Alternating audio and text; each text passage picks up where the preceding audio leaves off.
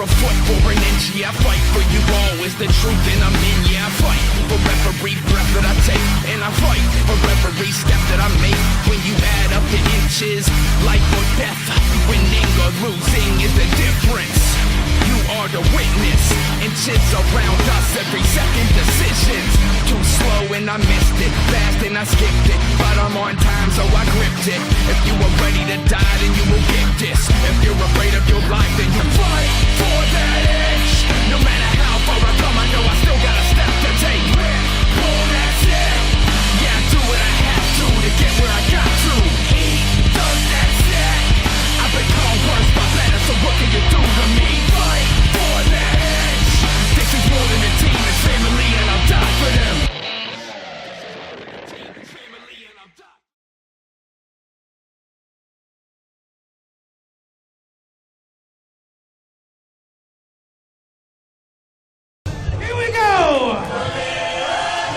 It's the most dangerous night of the year on the International Wrestling Cartel. Caged Fury 2014. Joe Lebowski, Jay Worth at ringside. The contest of Caged Fury 2014 is a singles contest scheduled for one fall. Your referee, Mr. Troy Davis. Introducing first, he weighs in at 175 pounds, wrestling out of Rochester, New York. Being accompanied to ringside by his tag team partner, North American Keith Haught. Here is Colin Delaney. It's a party-like atmosphere in Elizabeth, Pennsylvania.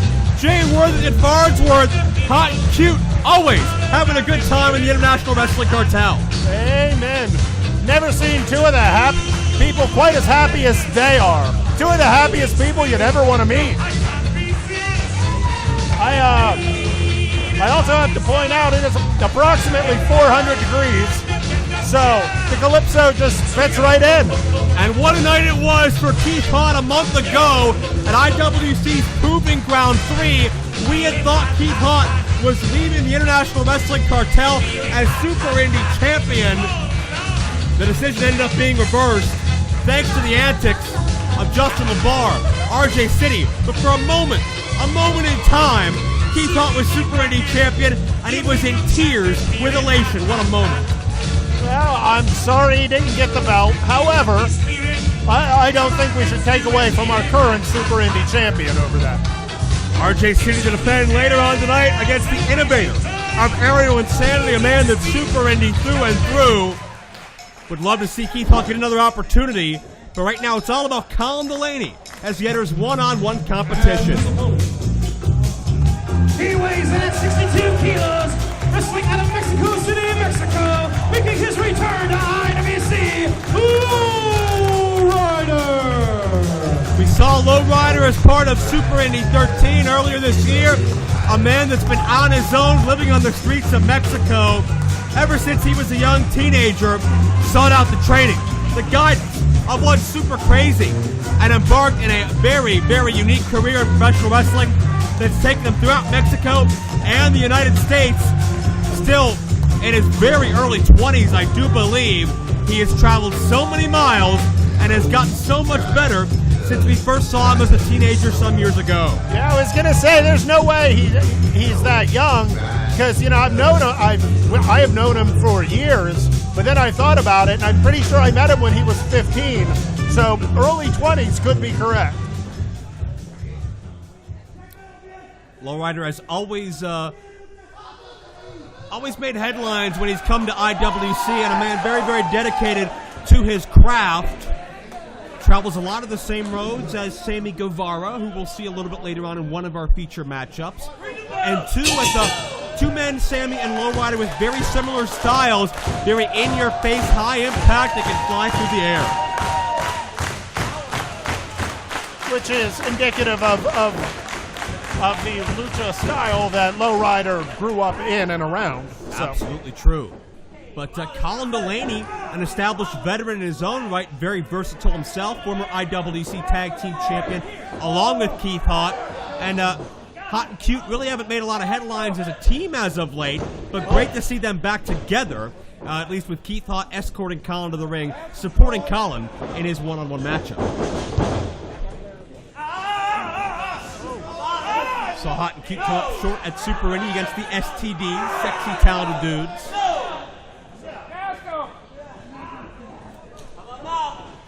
And Lowrider controlling on the ground early on. This is really the calm before the storm, Jay, where 2 cage matches guaranteed to break down into utter chaos. We have a 4-way matchup to crown the #1 contender for the Super Indy Championship, and we have the return of arguably the most dangerous matchup in the history of professional wrestling, the match beyond its War Games. It is going to be one heck of an evening, Joe. They're going to write this one down in the record books, believe you me. And Jay Worth, that's not even counting the 3 titles we'll decide later tonight as well. I want to point out, for a person known for a high-flying style so far, well, a little flip there, but once again, another grounded pin from Lowrider. Not what you're used to seeing out of him. Now, do you think Lowrider is proceeding with caution due to the reputation of Colin Delaney? It could be that. It could be that he's trying a little bit of a mind game. Colin Delaney might be expecting some high flying, so he's going another route. Hard to select out Colin Delaney, though. Always has a smile on his face. Always really one of the most cheerful, upbeat guys in the locker room, really no matter where you go. Colin Delaney just loves this industry, loves to be here to entertain and have fun, and certainly loves to win as well, and that's what he'll be attempting to do. And a bit of a standoff for the second time, no clear-cut advantage. Well, I gotta be honest, I've never known anyone who didn't love winning, Joe. That's true. It's like saying I'm a big fan of breathing, or, getting money. What do you think's going through the mind of Keith Haught? Thought that he'd won the Super Indy title, but turns out RJ still had a trick up his sleeve. Keith Haught, I think, had a career-making performance regardless of the outcome of that Super Indy Championship, just to pin RJ City 1, 2, 3 in the center of the ring, regardless of the circumstances. Well, I hate to say it, but regardless of what he's thinking at the moment, he has to forget about it. He has a match tonight. Whoa! There's a cover. He has a match tonight, and he cannot get distracted by what could have been. I'm sure he'll get another title shot at some point. He can't think about that right now. There's a cover by Lowrider, 2-0.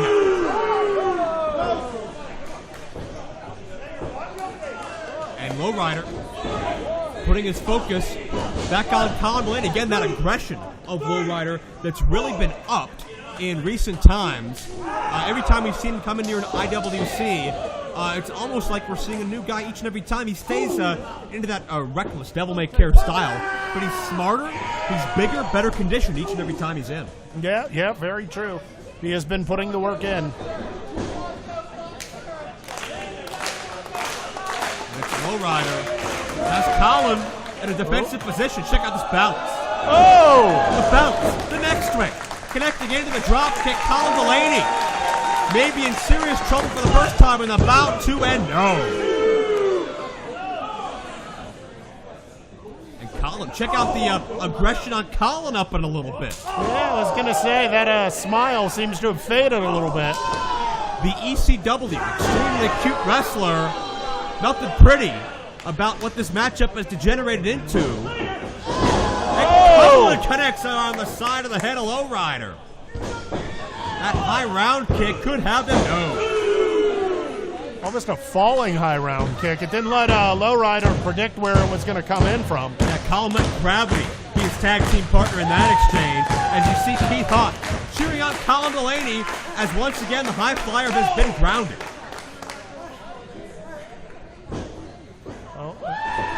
Delaney lost the arm. Oh, there we go. There, he's trying to get it back in, but it gave Lowrider the chance to put a couple elbows into the gut. Side Russian leg sweep. And check out this submission attempt. Has Lowrider straitjacketed, crimping the neck with the foot while stretching back at the arm. A lot of pressure on the neck and shoulder area, but could not get a submission. Well, I don't know. That's what he was looking for. He may have just looked to hurt his neck a bit. Oh, very true as well. Colin has a lot of tools deep in his arsenal. Not a bad strutter either. And foot to the back of the next one of them, as he has demonstrated. Colin follow through. Took that moment to recover. And down with a jawbreaker. Delaney pulls Low Rider to the center. And that second to pull Low Rider away from the ropes may have made the difference between a win and not a win in that exchange for Colin. It gave him the chance to clear the cobwebs, kick out of, what would you put that at, 2.5? At least. 2 3/4.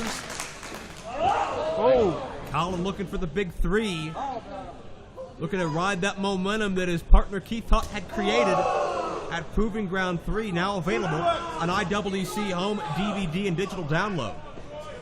SorgatronMedia.com. Where is that? SorgatronMedia.com. Oh, I've heard good things about them. Oh! Ryder connecting hard with Colin, right in the jaw. Colin drops off the apron hard, and there's the... Oh! Crash and burn! With all due respect to my colleague in another life, Steve Carino, no other way to describe that landing from Low Rider and Jayworth. That's why it's high risk. Yeah. But you see Low Rider up and moving. My gosh, Low Rider could have cracked a rib with the damage done off that solid steel guardrail, but that adrenaline fueling Low Rider, not feeling anything. Take to the air again. Colin a step ahead. Oh, nice elbow. Low Rider drop down onto Colin, this time the knee. Oh, Low Rider gets the bottom rope. And Colin can't believe it. And you don't see Colin Delaney frustrated very often, but I think this may be a case. Keith Haught, too. He was expecting the victory there. Colin determination in his eyes. Some elbows. Yeah, Low Rider fighting free. Again, that next ring. That agility. Oh! Nice solid shot to the chest. Colin Delaney feeling that. Oh! Down with a long blow. Delaney is out. Delaney may have been out before he hit the ground. Low Rider into the lateral press. Big victory, no. That would have been Low Rider's biggest victory in his IWC tenure for sure. That wasn't so much a kick out as a shove off. And Colin feeling that adrenaline, but Low Rider continues to smother the much more experienced Delaney. Whoa. Electric chair. Let his head hit that top rope. Oh! Snaps off the DDT. Out of the corner with Colin Delaney. Picks up a big victory. I think it took a knee to the chest and both legs over him, but he finally put Low Rider down. Colin Delaney earned every bit of that victory. And with Keith Haught having a career-breaking performance a month ago, Colin Delaney back to the winning ways. Hopefully, Keith Haught was the catalyst to a lot more success and a lot more upside in the future for Haught and Duke.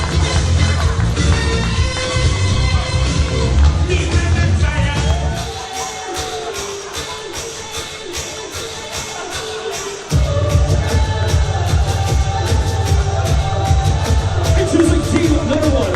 They weigh in at a combined weight of 377 1/3 pounds. Wrestling team straight from the gym. Here's old school muscle, Nickie, Valentino, and true talent, beautiful, the body shields, Flexor. After a disappointing performance, each Valentino and Bobby Shields at Proving Ground, they went back to their roots. They went back to one another. Shields and Valentino, teamed for many years in the Ohio area. They were known as Sex Appeal. But since then, a rededication to the gym has caused an evolution of Sex Appeal. They're now known as Flex Appeal. Well, they're clearly in good shape. And they mean trouble, trouble, trouble. Currently in the ring, weighing in at a spelt 377 1/3 pounds. Wow. Coming to you straight from the gym. First, he is the barbarian of the barbell bench, the Moses of the military press, dictator of the deadlift, sultan of the straight bar squat, old school muscle, Nickie Valentino. And he's got a fanny pack. Maybe they weighed him with that. And his tag team Carrying that 170 well. the perfectly pumped, proportionately perfect, powerlifting protein predator, true talent, beautiful Bobby the Body Shields. Together, they are the flexiest superstars of them all. Flex Appeal. The only man so cocky needs 3 nicknames, Bobby Shields, and Valentino has even more nicknames after that introduction. When you're that big, you need that many nicknames. I don't think they're really that big. What are you saying? I don't think they weigh. I was there at the weigh-in. Alright. We have weights. I noticed you weren't there. How do you think we get the weights? We just trust these people? I'm excited. They're wrestlers. They lie. No.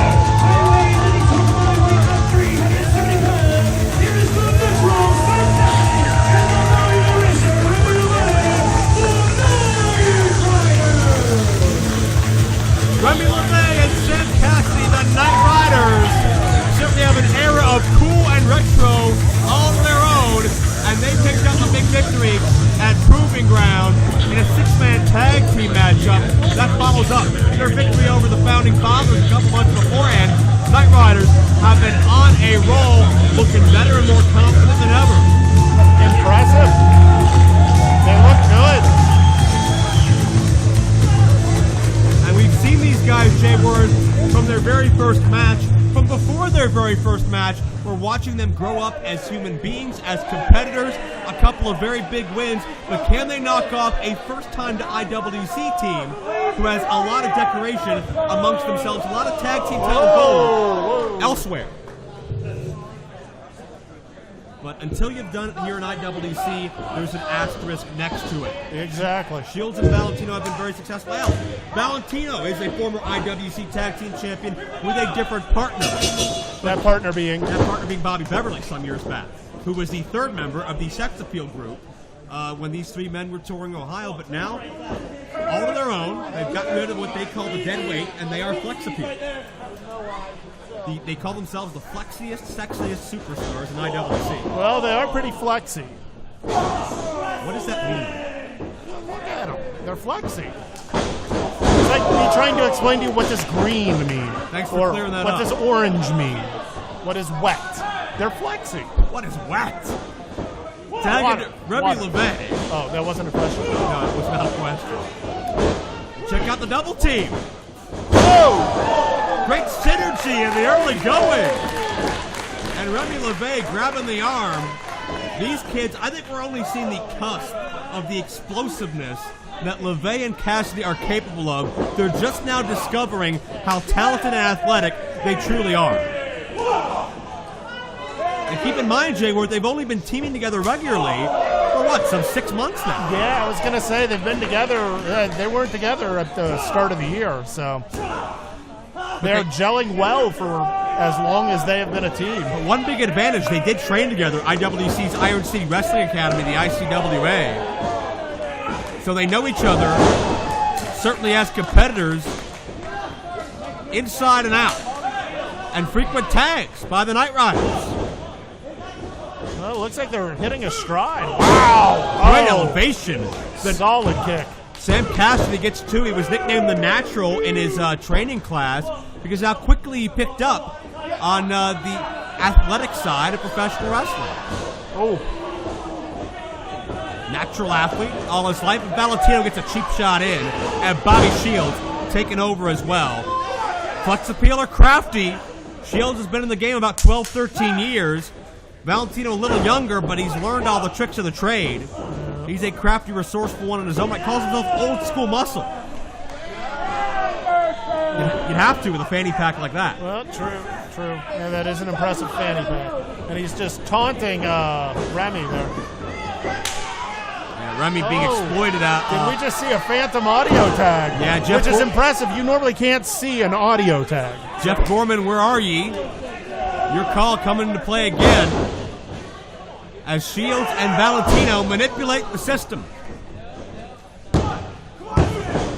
And Shields finds 2.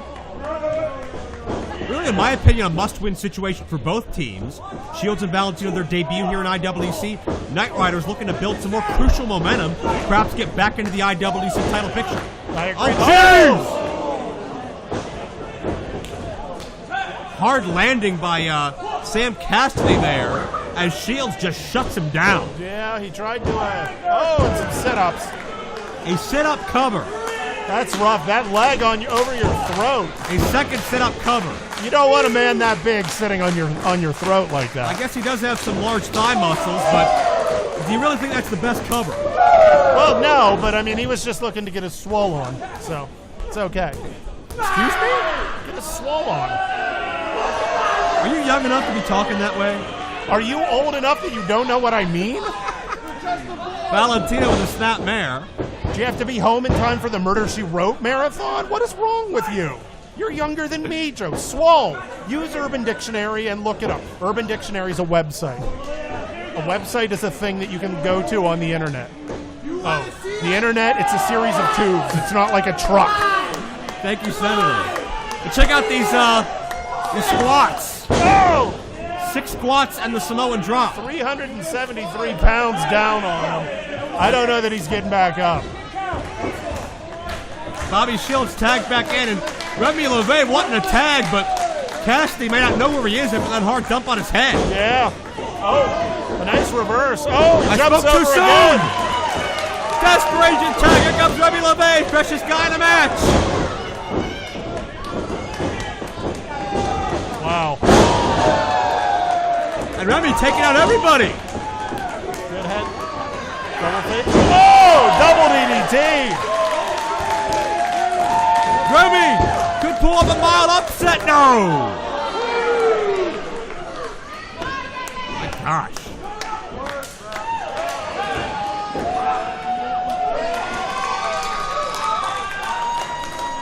And Cassidy. And Remy both up top. Oh! Oh no, Valentino. Oh, Remy took a hard tumble. Cassidy down. Shields looking to take advantage. That's the body bomb of Bobby Shields and Valentino. Oh! Little extra effort on top of that. Straight down, right on the knees. Cassidy may be hurt. Flexor victorious. Well, I hate to say it was an underdog match, but you know, they're not used to dealing with those super heavyweights like that. Something like that. But I give credit to Remy, to Sam, for being in the fight as long as they were. But Flex Appeal makes a big-time splash on the really rejuvenized IWC Tag Division. Oh! Whoa! That's Bronco McBride, and that's Jock Samson. Bronco was one of the men on the team with Bobby Shields last month. Oh! They didn't get along with anybody. Bobby Shields found his own partner. I guess Bronco did too, and that was a steel cowbell to the head of the KnightRiders. Who is this Jock Samson? He's an ass kicker. Somebody said they wanted more cowbell, and I just brought it tonight. People here, I hear everyone in the back saying you gotta make things happen here. Well, I didn't leave beating my wife to not come here and kick someone's ass. Jock Samson. I hope you have a head injury.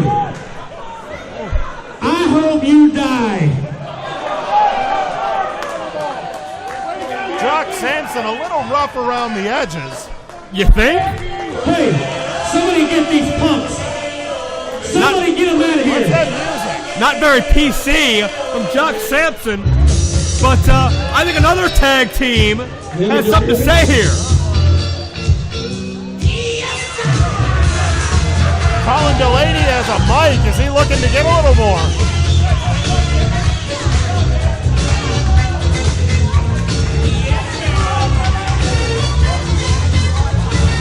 We can have another tag team explosion.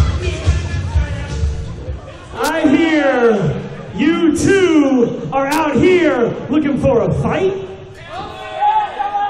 Well, I didn't wear my wrestling gear for no reason. So, do you want to fight? I see two of you, and I see a pair of former IWC Tag Team Champions standing across you. Yeah.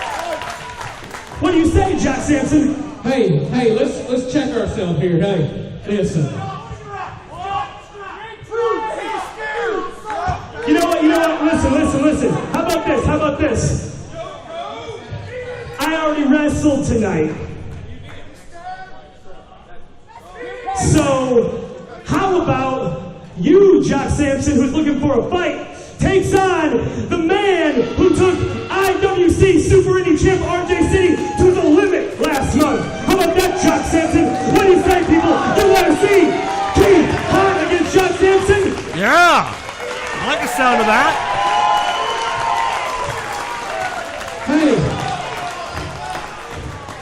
Hey, somebody get me a ref out here because I'm going to beat up this man here. Get him out here. And we have an impromptu matchup. And we quickly have a ref. Keith Haught was scheduled for a separate matchup later, but that might be scrapped based on this matchup made impromptu. Apologies. And now it's Keith Haught, it's Jock Samson, and Jock. I've seen this guy before in IWC, but it seems like he's even more ornery and ticked off now than ever before. A native of West Virginia, a man who's drawn comparisons to Stan Hansen. He is loud, he is ornery, he is in your face. I'm just saying the match has gone on less than a minute, and I've already seen 2 thumbs to the eye and 2 rakes across the back. This is my kind of butt kicker. Jeez. Don't get me wrong, I like Keith Haught, but you know what I like more than Keith Haught? A fight. Well, Keith Haught's giving you a fight. Keith Haught fighting back, and this isn't Keith Haught's normal rodeo. This isn't dancing. It's not fun loving. Jeez. These are just hard chops to the... Oh, and a good headbutt. Keith Haught's out of his element, but so too was Keith Haught when he challenged RJ City a month ago. Keith rose to the occasion then. Can he again? Yeah, I would say the one thing Keith Haught doesn't know is intimidation. He'll take the fight. Not at all. He may take it with a smile, but he'll take the fight. Would have loved to see a tag team matchup here, but I understand Colin having already competed. But, hey, this is a hell of a consolation prize, huh? Look at Keith Haught. Yeah. And he is firing up. That is one angry honey badger. Or a bear cat, either one. Oh, no, I was going with because he just don't give up. Okay. Do we have the bleep on? There's a back body drop by Keith Haught. And Jock Samson reeling. What do you think, Jay Worth? Jock Samson and Bronco, is this the latest incarnation of Blue Collar Slaughterhouse? Well, if not, then they should form something else, because frankly, they look like 2 peas in the same pod. So look at Keith! Oh! Suicide dive. That's not a bullet coming at you. That's a cannonball. And I find it so interesting. Proving ground. It was Bobby Shields and Bronco McBride forced to team together but couldn't get along. Just 1 month later, they both went out and found somebody they can get along with, and it certainly made a big-time impact in IWC's tag team scene. It has rewritten the tag team scene here in IWC. I think the tag champs need to keep an eye on what's happening right now. And Bronco cheering on, what is that now? Bronco passing some kind of object to Jock Samson. I'm not sure if the official detected it. That was an inhaler. An inhaler? What? Oh. Hey, the man needs to breathe. Well, I'm not arguing that point. A little unorthodox. Not to say Jock Samson in general is not unorthodox. A cowbell was sure put to good use in the early going. Yeah. He and Blue Oyster Cult have something in common. You gotta believe that Keith Haught would love a win here to perhaps get that one more opportunity at RJ City. I'm sure that's coming down the road. Well, if I know Justin LaBar, I know he's petitioning to get Keith Haught's phantom victory, for lack of a better term, stricken from the record. RJ may not make it past Matt Cross later tonight. And Keith may not make it past Jock Samson because Jock came ticked off. Yeah, Jock just fish hooked him. You want to anger a man, fish hook him. That's a great way to do it. As a person who prides himself on being able to anger people, fish hook, great way to do it. Here, Joe, let me show you. No, will you get away from me? I washed my hand. I mean, not this hand, but... Reverse chin lock by Samson. And Keith Haught is being effectively neutralized. Samson came all the way from West Virginia to kick some butt. Well, looks like he got himself a double order.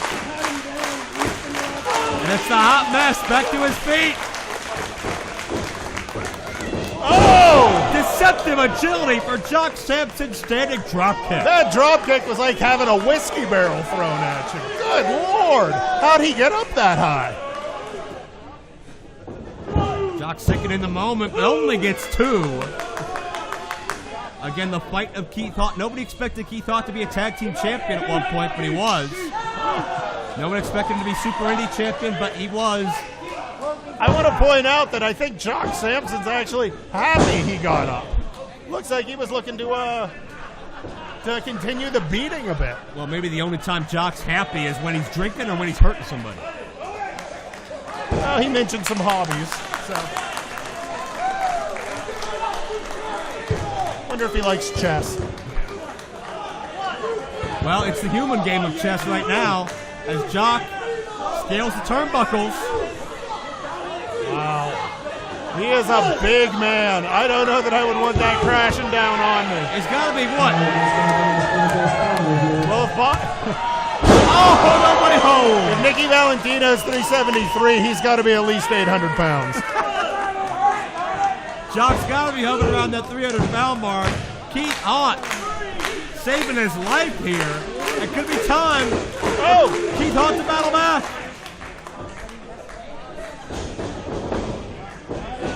And a stand. Oh!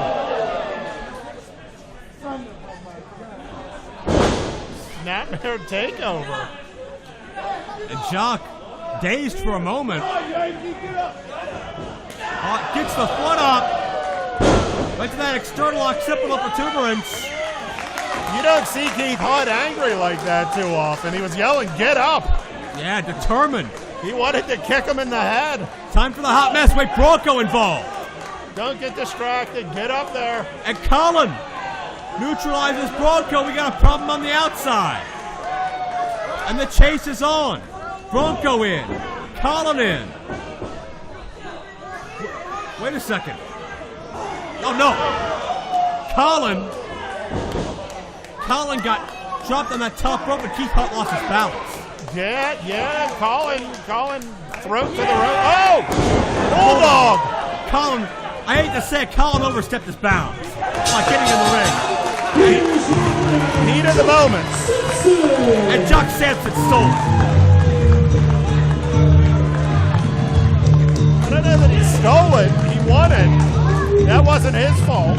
Colin put himself in a position he unfortunately shouldn't have been baited into by Bronco. And you can tell Colin's upset. Yeah.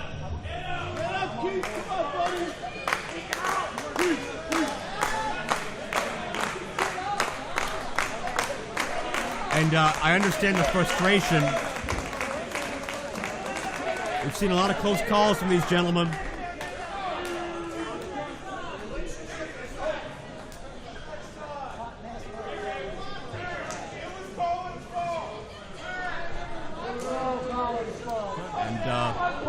Bit of a tense moment here as Haught and Keith regroup.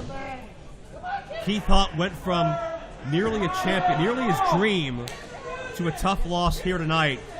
Colin Delaney has to have a lot of guilt blaming himself. And this is not, I hate to say it, this is not where you regroup. You have this discussion once you get in the back. You're already angry, you're already hot, no pun intended. But this is where the tempers can flare. Well, temper will get no better for Keith Haught because up next, he's got to look on from a backstage monitor as the man he pinned, RJ City, defends the Super Indy Championship against M-Dog 20 Matt Cross.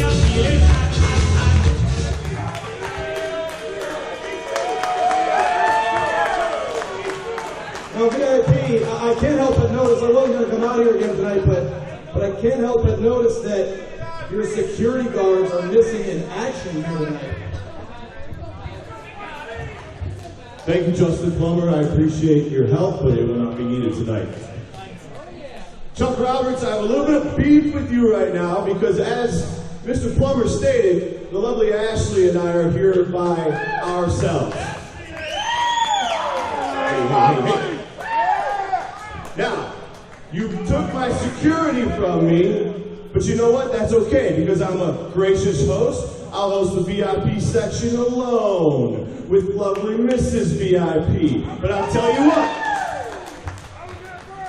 you what, if one person in this company, I don't care if it's a founding father, I don't care if it's a KnightRider, I don't care if it's a Justin Plummer, if one person lays a finger on me tonight or my lady, I will take this company under. I will sue you and I will make for damn sure that there is no show next month or the next month or the next month.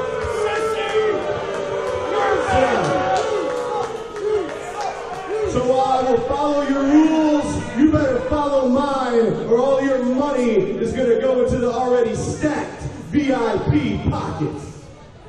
You're so sick. All right, Pedro, back to you. Into the first challenger.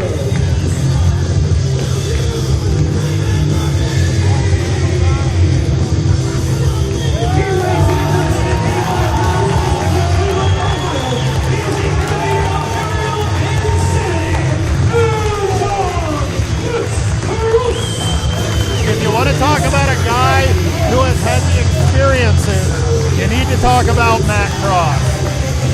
We've seen him all over the world. We've seen him tag team. We've seen him single. We've even seen him attempt to conquer Mount Midoriyama. There is no one that is quite as experienced, in my opinion, on the circuit today as Matt Cross. And Matt Cross really somebody who's been overlooked over the years for a Super Indy title opportunity in the Super Indy tournament. But he's been to 20 different countries across this world. Mexico, all over Europe, Egypt, Qatar, Australia. Not many places in the free world Matt hasn't been, but he's never been Super Indy champion. Former two-time IWC Tag champion. I'm going to go out on a limb here. You know what I think got him the title shot? What's that? That beard. Stop, look and watch. Ready, yet? Get set. It's all. M-Dog would love to win this championship, defended across the world.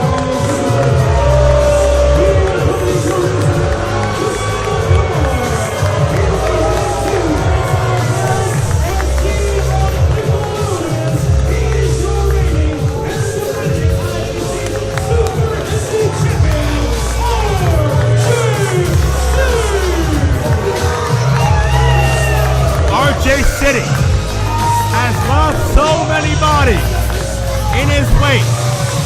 Everybody from Davey Boy Smith Jr. to Keith Haught. RJ has reigned over everybody and the first man ever to enter Super Indy as champion and leave still Super Indy champion. And yet you doubt his ability. All the fucking tradition and trying to kill the legacy of Super Indy. I don't mean to be rude, my tubby little friend.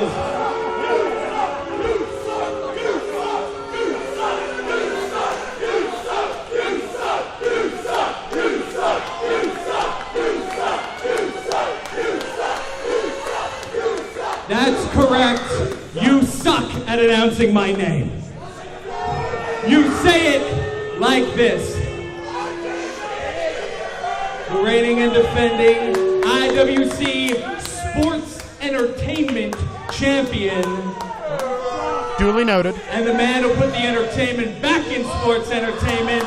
And the only man in this match who doesn't have to grow pubic hair on his face. RJ City!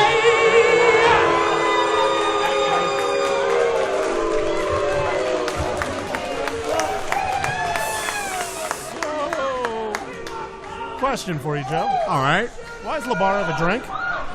I'm not really sure. Perhaps LaBar thinks this is a night off against Matt Cross, although I hope LaBar would know better. Seems to be enjoying it.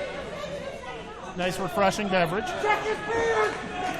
Well, certainly, this is all about the Super Indy Championship, regardless of what RJ would have you believe. And LaBar pointing out where the photographer should be aiming that lens. And this is a great opportunity for Matt Cross. I can't recall Matt Cross getting a one-on-one Super Indy title shot before off the top of my head. I can't recall him having that awesome a beard. Oh! Well, that beard is several years of hard work. I'm pretty sure that's how they say hello in Toronto. I somehow doubt that. It's Canadian. Eh? It's not like Kingdom James always did that to me. Yeah, that was it. Front chancery by Cross. Cross, an expert in gymnastics. He has a 10-year background in gymnastics as a youth. Expert in parkour, which is free running. So you know parkour, but not Urban Dictionary. Well, I'm learning. Stick with me, kid. You'll go far. RJ City, a star on the Nickelodeon show Splat-A-Lot. Great show. Based in his home country of Canada. Oh! And RJ reversing that with a little help from that awesome beard. Yeah, that's the one disadvantage. With all that facial hair, easy target. That's not the only disadvantage. Oh! M-Dog, best known as one half of the Burning River Brigade here in IWC with Josh Prohibition some years back. Whoa! M-Dog lands on one knee and returns the favor to RJ. There's a how do you do. He's saying hello in his native tongue. I think that's very nice. Sidestep, goodbye RJ. M-Dog could liberate the Super Indy Championship in this matchup, and we got 4 hungry contenders. Oh, LaVey got it! And RJ got the rebound. You gotta love it. And RJ's in shock. LaVey may want to stay away from the action. Maybe go enjoy that Coke a little more. Yeah. I'm assuming it's a Coke. Oh! Matchup on the outside, I gotta say, this favors Matt Cross.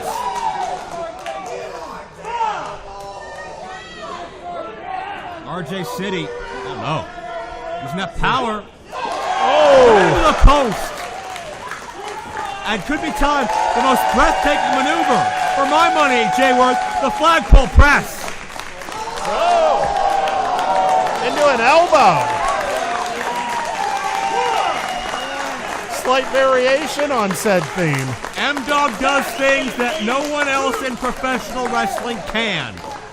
He is so unique, and that makes him so dangerous.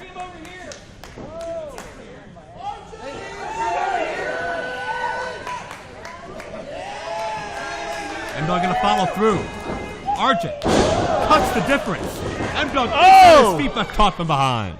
He was trying to regroup from that flip and roll, and RJ saw it and took advantage. Nice knee to the back.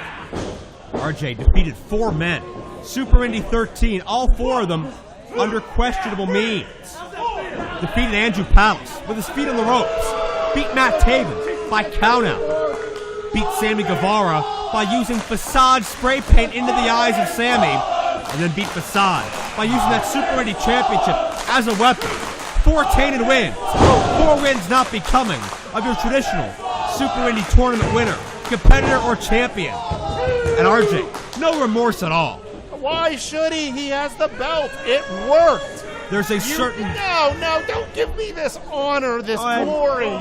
Your tears you can use the tears to clean up the belt.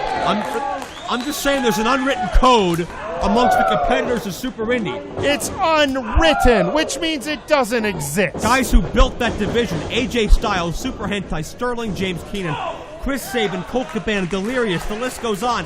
Guys that competed very honorably, very favorably, made the best man win. Then let them step up and take it off of him. Because as of yet, no one's figured out how. That's true.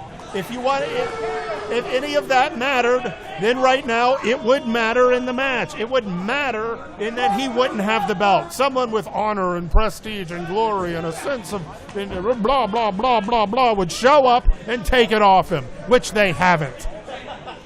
M-Dog showed up, and he has a good chance of winning it. Sure, let's see if he wins. I'm not saying he can't. I'm saying that this unwritten rule doesn't matter when it comes to who won. But you can almost feel that unrest amongst the other Super Indy contenders who do believe that. Like a Facade, like a Sammy, Palace, and Taven. And just imagine one of them will survive that four-way cage match. Whoever survives tonight may just be the man to take that championship if M-Dog can't. Let me ask you a question. All right. When Mr. Fuji was managing Yokozuna, what was he known to do? Throw salt in people's eyes. So you knew that? Yes. You knew that he was dastardly. Did you ever hear of anyone saying, no, I'm not going to wrestle Yokozuna because I know this could happen? No. Well, check out that agility, but right into the eye poke. Boom! Well timed, RJ.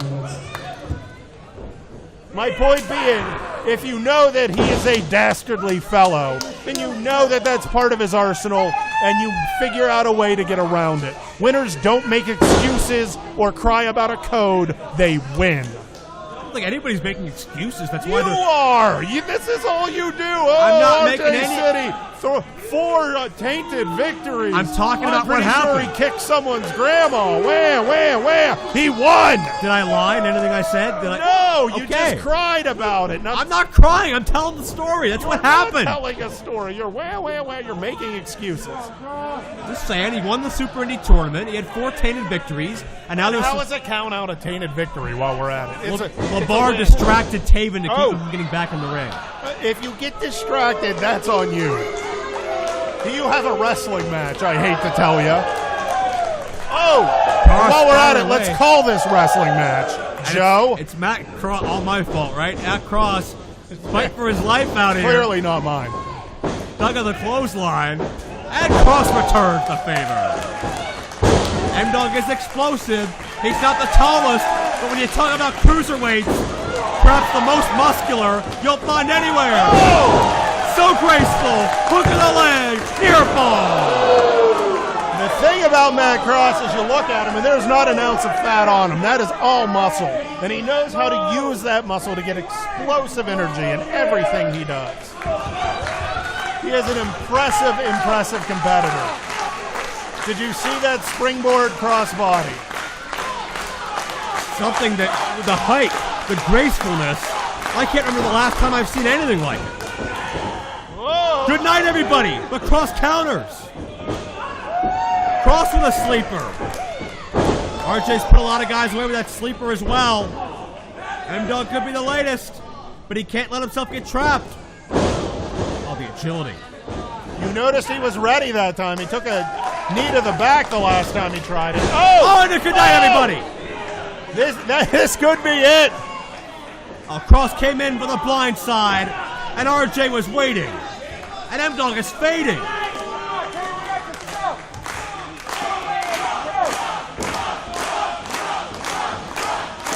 RJ has his weight over him, forcing him to get out. Oh! Jawbreaker. Cross battles his way free. Standing moonsault. Oh, the knee. Oh! And credit to RJ, who's prepared himself for so many of M-Dog Matt Cross's staples.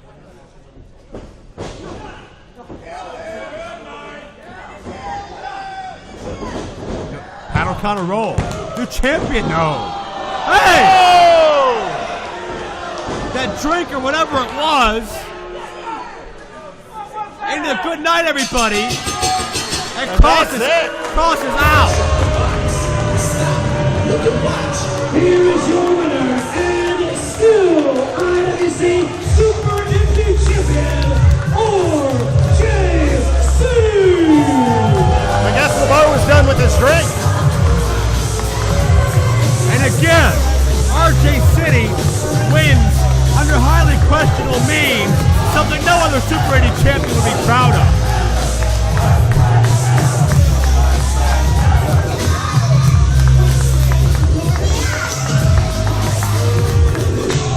RJ City, not just Keith Haught, the four men, tonight's #1 contender cage match.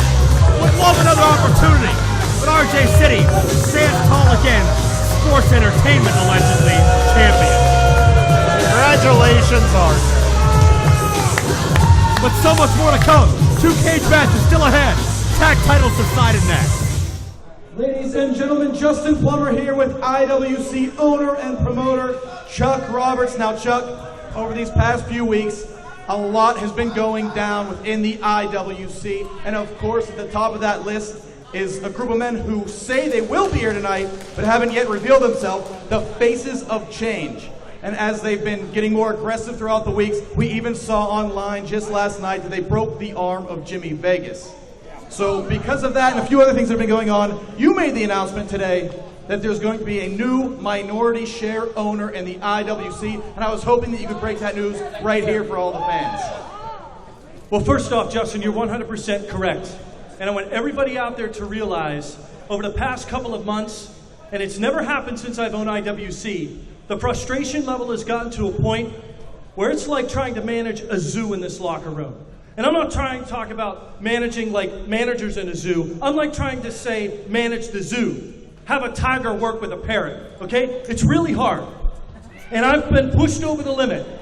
Not only that, you got guys like the Faces of Change that like to post videos that show up at my house, that disrupt shows, that apparently break the arm of Jimmy Vegas. And speaking of the arm of Jimmy Vegas, everybody keeps asking, what's going to be the status of the tag team match? Well, Jimmy Vegas isn't cleared to wrestle here tonight. The tag team title match will happen, but he's not cleared. Now, when it comes to the minority share owner, it's been a difficult search, Justin. But actually, I did find... Justin, I hate you. Get long. Go. Apparently injured Chuck. Apparently injured! I'm cleared.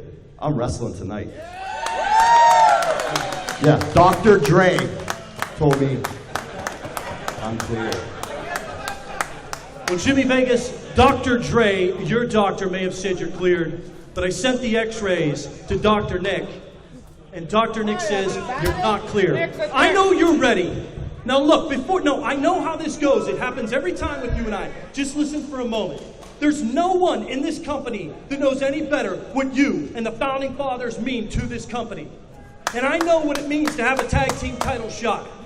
And I know what it means for you to not have been pinned in that ring. Did you hear that? This man hasn't been pinned in that ring in over 4 years. Or submitted. Or submitted, yes. But I can't afford a lawsuit. You heard what Joe Rosa said. I know as much as you'd love anybody to get your hands on, it's him. Here tonight, you can be at ringside. You, Dennis, Justin, hands off, match only. And you can't get your hands in the match either. Are we clear? All right, Chuck. I'm going to listen to you this time. I'm going to go by your rules. But I'm going to tell you something. If anything happens to those guys or myself, there's going to be hell to pay, Chuck. All right, that's fine. Are you listening to me? There's going to be hell to pay.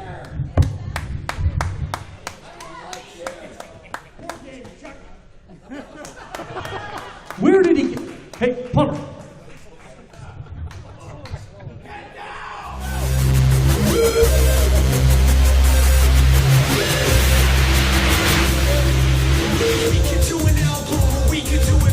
It's really like an STD you got back in high school. I can run for president or just Beating us from the ringside cars, Ginger. They weigh in at a round weight at 570 pounds. They are the reigning and defending IWC Caged Fury.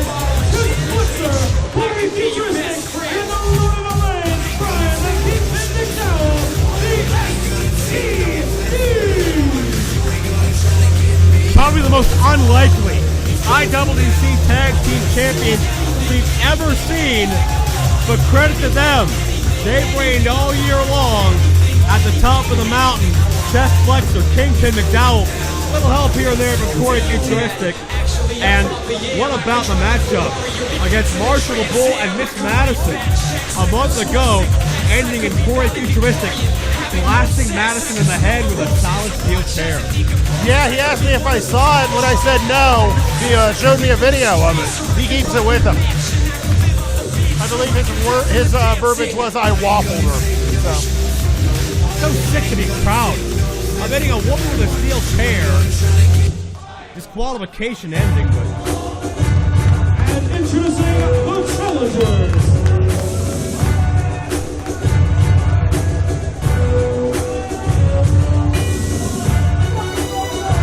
They weigh in at a combined weight of 690 pounds. Here is the team of Justin Idol, Chili Vegas, and the War Machine, Gregory, the Founding Fathers. And the Founding Fathers came dressed for all-out warfare. And I'm seeing a helmet. I'm seeing it's either an axe handle or a bat. I'm seeing a jug of iced tea. What? No, he has Dennis Gregory has a jug of what appears to be iced tea. I'm assuming that's not being used for a battle. You never know. Oh, that's true as well. There has been a dangerous precedent set on drinks and beverages here in IWC. Unfortunately, you're right there. In title matches, no less. Very unorthodox for the tag titles decided in a six-man tag team environment. I was just going to say that. I'm surprised that either agreed to it. That puts so much of a... that adds a random chance to it that I don't think the champs would want. Founding Fathers. So many contract loopholes, so many privileges, based back on when they were in charge of IWC some years back, and certainly they've used it to their advantage, time and time again. But one thing we've learned, don't ever count out the STDs.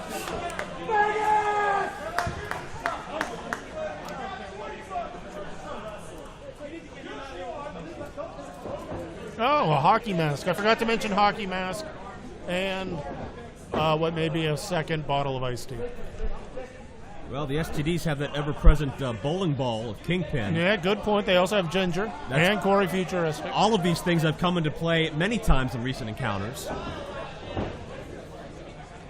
I want to point out, notably missing here, Andrew Palace.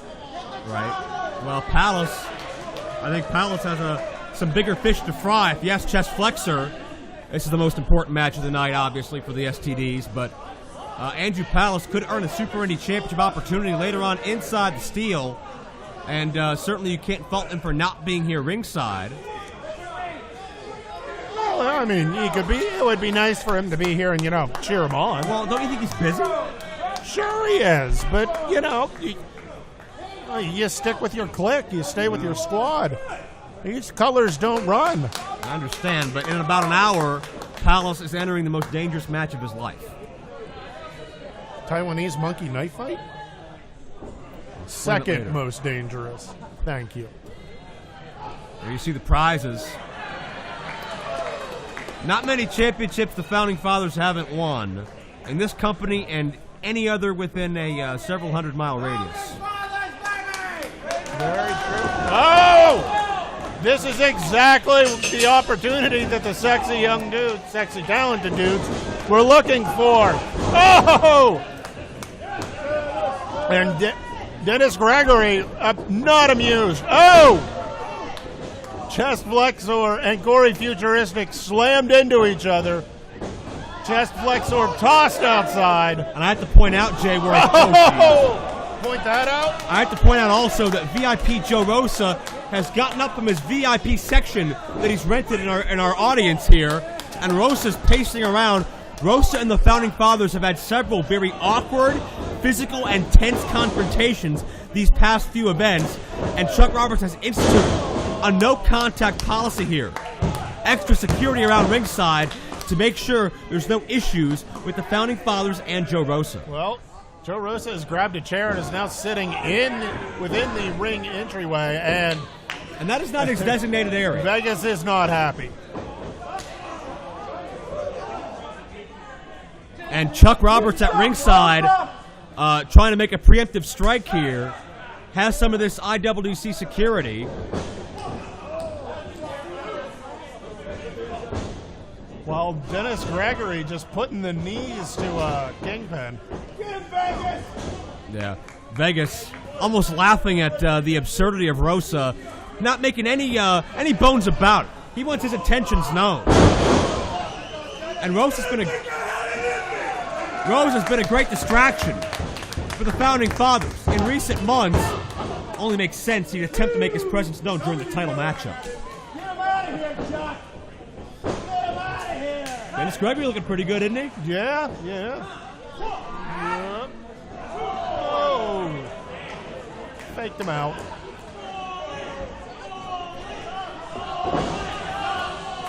Just trying to start a bowling chant. And the Founding Fathers have a, would we call that a mini table? A shelf? For Dennis Gregory's cup. Let's see. Well, again, you and your beverage. Well, there's the bowling ball. And Gregory sent hard now. Uh-oh. This should be a disqualification. Who does he aim for? And Vegas get with the distraction. Yeah, Vegas trying to stop it, but doesn't realize he's doing a disservice. Oh! That ping could have been one of these men's anatomies. And almost a victory. Good choice of words there. Ping or anatomy? Both. Okay. Idol, the veteran. Hung up for a moment by Flexor, but bowler bomb. Oh! Just compacting the spine. Yeah, right down on that tailbone. Gonna retain here. No. Worth pointing out that Idol has had some back problems in the past. I'm sure that didn't help. Yeah, Idol was on the shelf for over a year at one point due to a severe back issue. STDs. To your point, wrestling a very smart match. Top rope bulldog. Yeah, nice double team. This could do it. No. It almost doesn't need to be said just how tough Justin Idol is. Yeah. It's going to take a little more than that to put him away. Idol, multi-time tag champion in his own right. Well, like you said, was on the shelf and came back. That takes a certain level of intestinal fortitude. To say the least. Earned his way back the hard way as well. And very unique to see Jimmy Vegas out here. Obviously not an official part of this matchup due to not having doctor clearance. But we have a two-man tag team championship decided in a six-man tag with 5 people in it. For anyone that needs a refresher course. And Dennis Gregory being manipulated as Corey Futuristic in there with Justin Idol. Do you have any hot news from the future, courtesy of Corey Futuristic? I've heard he wins all the titles. Just all I of them. don't think that's true. There's a cover near fall. I mean, he showed me a picture. It was clearly from the future. You don't think there's Photoshop? No, it was from the future. He's from the future. It wasn't this cover that did it, I don't think. And a quick tag by Corey Futuristic. He knew when to do that. Okay. You really think Corey's from the future, huh? You don't? I bet he doesn't even know the difference between space travel and time travel. Well, I haven't asked him on that one. I mean, he might not. But if he knows, as long as he's time traveling in the same place, he's fine. Nobody home on the elbow. Can Idol get the tag? Here comes Flexor. Can Dennis get in? No. Oh, and a good cutoff by Chest Flexor. Yeah, Idol shut down. Oh. Flexor says it's over. Could be that backcracker he likes to do. Idol counters. Oh. Idol's so great with those knee strikes. You can tell he wrenched his back doing it, but that kick hits square to the side of the head. And notice Dennis switches sides of the corner he's on to get closer to Idol to try to help out this tag.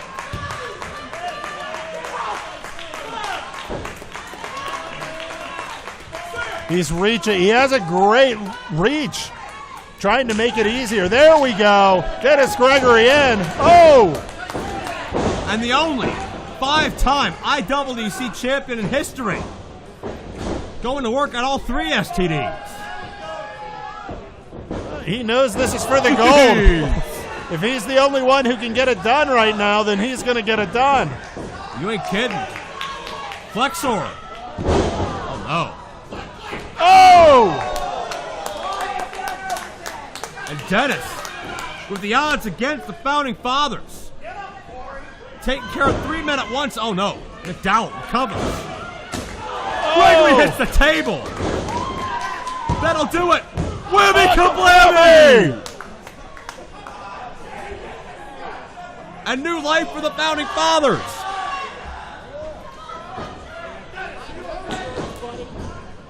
And there goes Flexor. And Vegas is trying to wake Dennis Gregory up. And Idol taking a chance. Plancha down to McDowell. Flexor got it as well. Corey, the only one left standing. And that gives Dennis Gregory some time to recoup, get back to his feet. A smart move by Justin.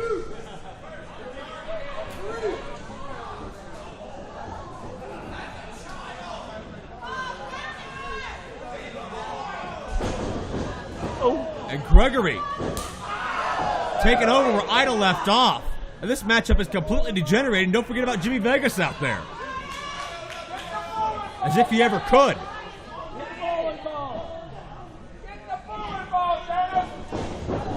Well, Gregory missed Futuristic, but caught McDowell. Corey got him that time. That homing missile of a kick. And Flexor just running.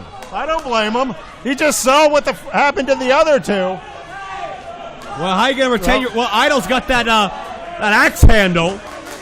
And it looks like he has a hurt arm, too. Flexor will have a lot worse than that. And Gregory... Gregory, the voice of reason, trying to prevent a DQ. Flexor just sent Corey into the axe handle. Well, that can't count, can it? I think Flexor's trying to get intentionally disqualified on the Founding Fathers end, and it worked. Are you ribbing me?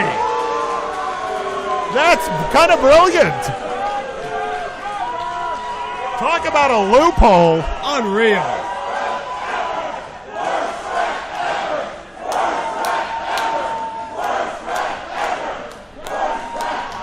Crowd not happy at Jake Clemens, but they should be mad at the STDs. I'm assuming. Wait. Here are your winners as a result of disqualification, and still Wait. Team champions, the STDs. I don't understand how the STDs are not disqualified on it. Whoa. Well, the Founding Fathers brought the axe handle in the ring. The official thought they used it. And here's Joe Rosa now. As if the Founding Fathers weren't tipped enough before.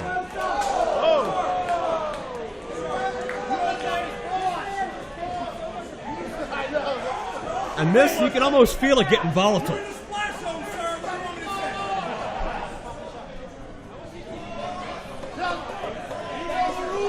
Rosa has no bouncers tonight, no protection, and he's going to get in the ring? How gutsy is this guy? Yeah, and security's coming in. Yeah, thankfully. No, stop now. Jimmy Stop, Vegas. No. He's got a temper. Don't do this. None of you guys, hey, listen. I told you guys what would happen. Joe, get over here. Rosa, get over here now. Rosa, get over here. This is tense. That's fine. Look, security. Vegas. Dennis, talk some sense into him, please. You can't talk sense into Vegas. Look, He's a monster. we're not going to do this. I told you, no. gonna sue me.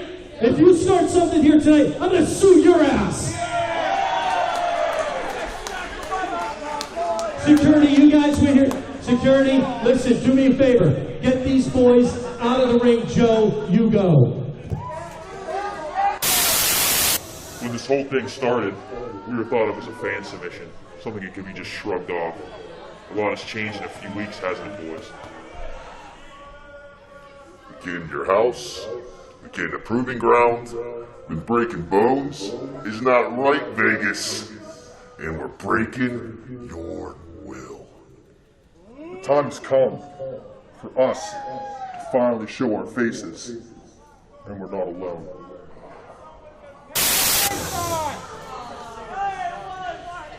Oh! That was the... What the hell?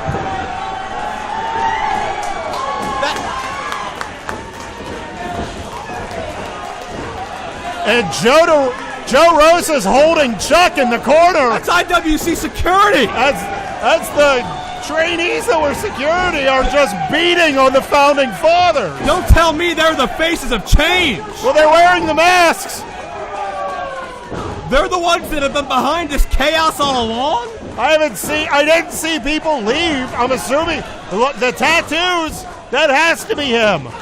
The enemy was within, and the founding fathers getting the hell beat out of them. Vegas has a broken arm. And while he was cleared by Dr. Dre, I don't know that he is ready to compete. I don't know that he's ready to fight. And with security doing... Are Joe Rosa and the faces of change intertwined here? Well, I don't know. Maybe Joe's just seeing an opportunity.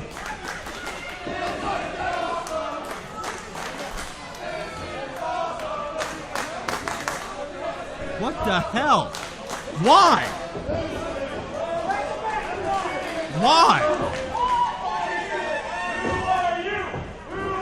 Oh! I haven't been a fan of the Founding Fathers very much over the past 4 or 5 years, but they in no way deserve this treatment. Oh, and Justin being choked out with the shirt. And who the hell is going to stop him?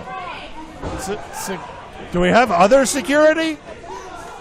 I saw Norm Connors out here trying to quell this mess. Do we have it? Well, let's be honest. Who's going to come to the defense of the Founding Fathers? They have angered a lot of people in the back. Oh, they've been loners for how many years, Jayworth? They've alienated everybody.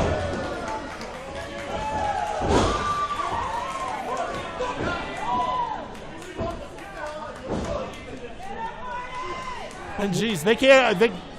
It takes 2 guys to get Jimmy up. But I want to know why. The company that's given them so much opportunity. What is the beef with Chuck Roberts, with the Founding Fathers? Why align with Joe Rosa? It seems like Joe Rosa is directing traffic. He is giving them orders.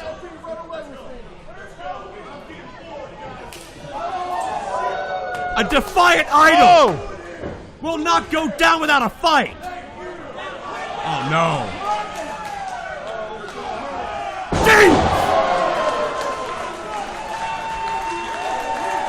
And a Gotch-style pile driver for Justin's effort. Oh, they're not done. Vegas and Chuck, watch what you created. Oh, come on. The back injury. No. Put him down. No. His career was ended for 18 months because of a back injury. Okay.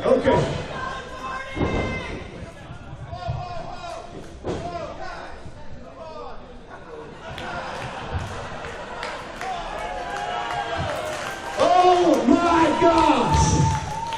I'm sorry, did you not know it was us? Did you not know it was me?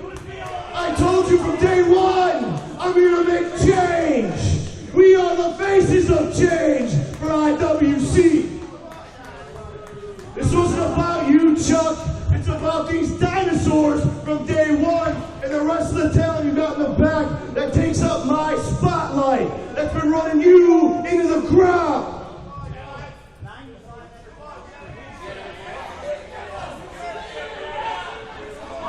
We are the change that this company needs.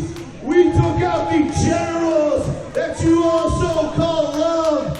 And from here on out, you will remember the only 3 letters in IWC are V-I-P.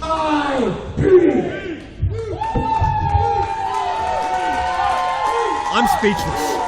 Well, the thing about being on top is that's where the target is. As well as I get along with the founding fathers, this was bound to happen. Eventually, someone's looking to take the top of the mountain clean off.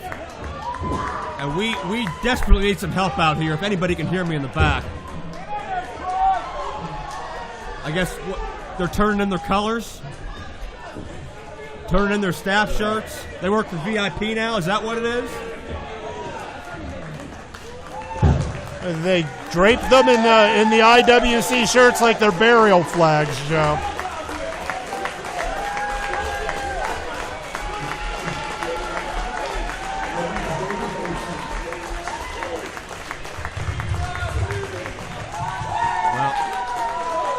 VIP may have been all mouth up till tonight, but he's changed the face of IWC for sure. Big time change. Joe Rosa and the faces have changed.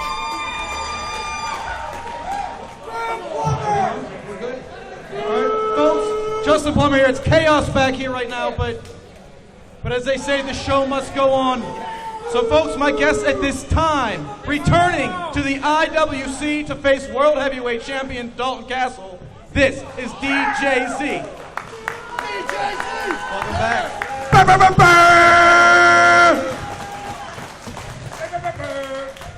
Justin, I gotta tell you, I've been really busy this year with TNA, real busy. So anytime I have an opportunity to come back to the place that all started, the IWC, I always look forward to it. But tonight, that's not the case. This night is supposed to be about me. I haven't been here in 8 months. And instead tonight, I'm just an afterthought because Jimmy DeMarco is going to wrestle his final match? Okay. That goes to show you people don't appreciate me, you don't respect me, and you damn sure don't deserve me. I don't have to be here tonight. This is my weekend off. I don't want to be here. The only reason I am here is because Chuck Roberts threw a bunch of money my way and promised me a World Heavyweight title match against Dalton Castle. You know, Dalton Castle, you remind me a lot of Jimmy DeMarco, actually. You're entertaining, you make all the people laugh. Well, you know, you make me laugh too. Because I look at you as a joke! And the only reason that you kept the IWC title this long is because DJZ hasn't been here to take it from you.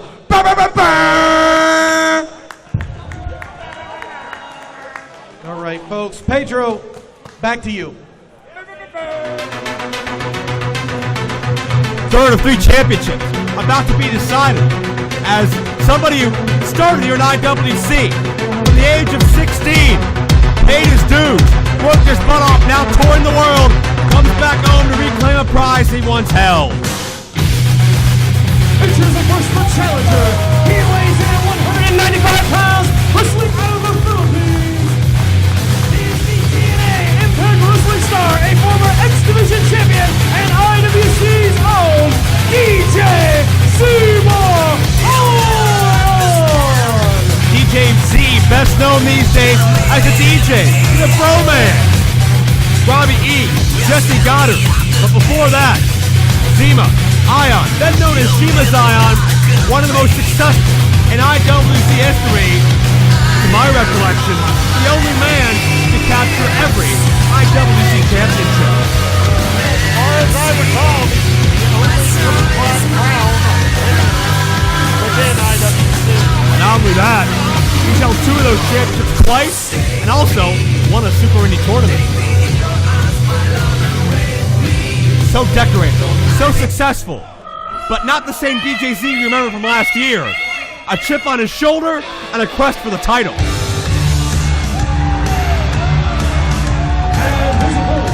He weighs in at 225 pounds, wrestling out of Albany, New York.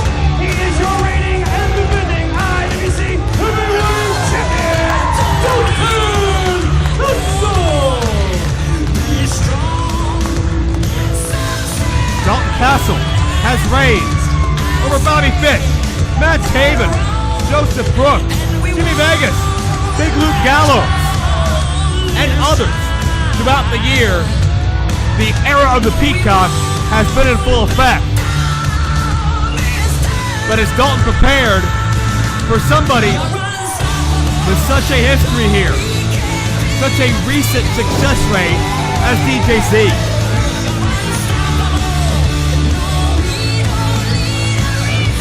Dalton clearly tried to get in the head of DJZ before the match even begins. Easier said than done. DJZ, who was Super Indy champion late last year. Just about 10 months ago, he won that championship. And DJZ, of course, is scheduled with TNA, keeps him away from IWC quite a bit. But to go from losing the Super Indy Championship to coming back and winning the IWC title, what a bounce back that could be for the IWC portion of DJZ's career. Very true. And I'm sure he would love to hold it one more time. And there you see the prize. As Dalton said, you've held the title, but you haven't held this belt. So DJZ has also been the X Division champion. He has managed, DJ'd, whatever you want to call it, the World Tag Team Champions in TNA. He's been surrounded by gold almost his entire professional life, and actually a lot of fanfare concerning the return of DJZ here to IWC. KDKA TV Channel 2 News, a feature on DJZ earlier this week. Oh!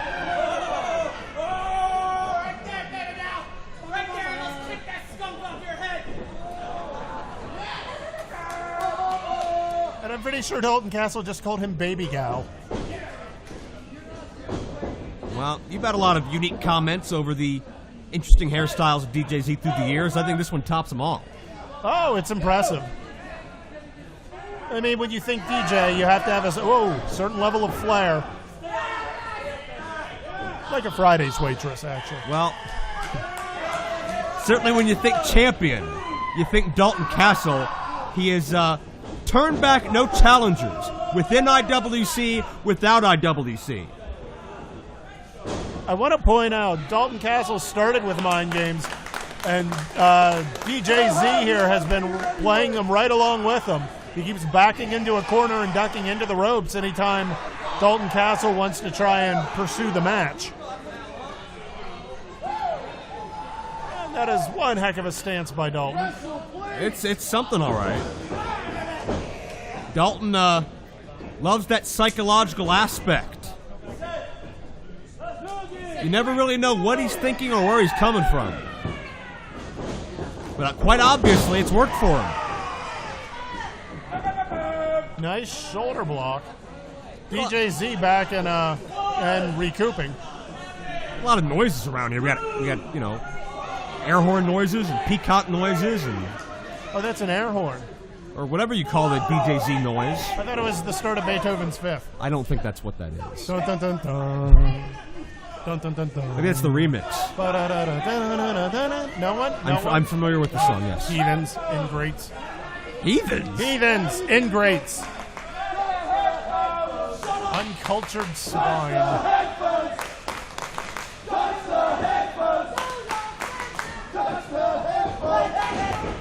And the fans are, I guess, daring Dalton Castle to go after DJZ's headphones.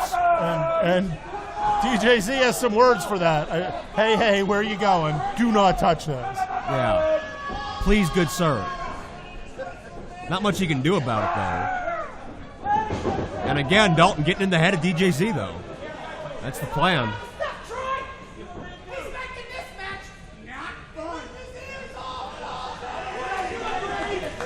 Well, Dalton wants to have some fun and compete. DJZ just wants to add another notch to his resume. You can see the frustration levels starting to raise in Dalton. Oh! And he got the headphones. He just dumped him outside. And now he has free reign over those headphones. Oh no. That's DJZ's personal property.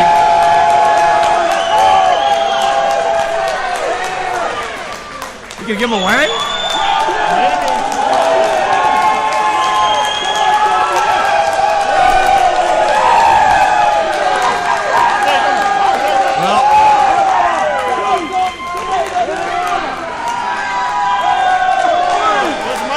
Cancel. You might not be able to hear it. Hit the music! What?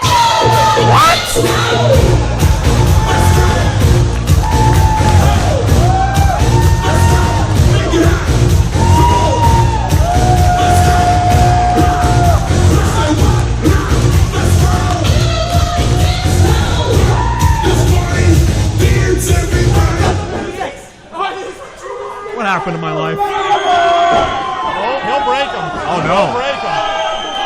DJZ won't be able to introduce Robbie, though, and Jesse, though, without those trusty headphones.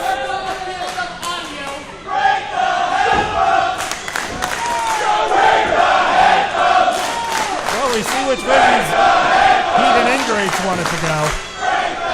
Why are they heat and ingrates? Oh! Dalton may break something else on DJZ's anatomy. Chip a nipple throwing chops like that. I heard they have prosthetic ones now. Well, it's not about nipples, it's about the IWC title. There's a soundbite for you. Yeah, but the nipples are chrome, so. I don't care. DJZ, double handful of air, and Zema turns things around. Minutes gone by this contest, 5 minutes. And now Zema's angry. Well, as if he wasn't before. Been angry since the headphones got introduced.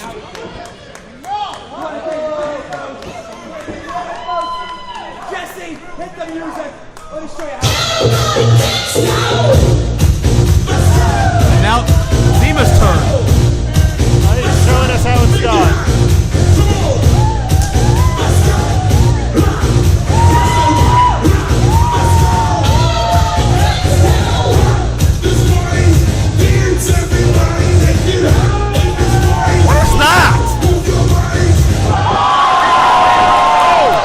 I think those are pink boxer briefs.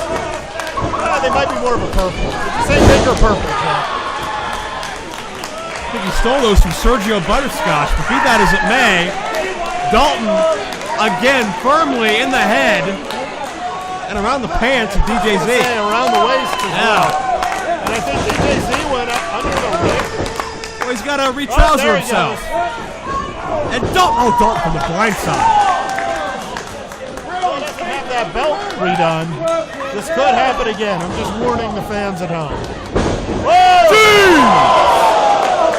Tope and Elo by the X Division standout. DJZ thoroughly humiliated by Dalton Castle every which way, and now finally able to get something going for himself.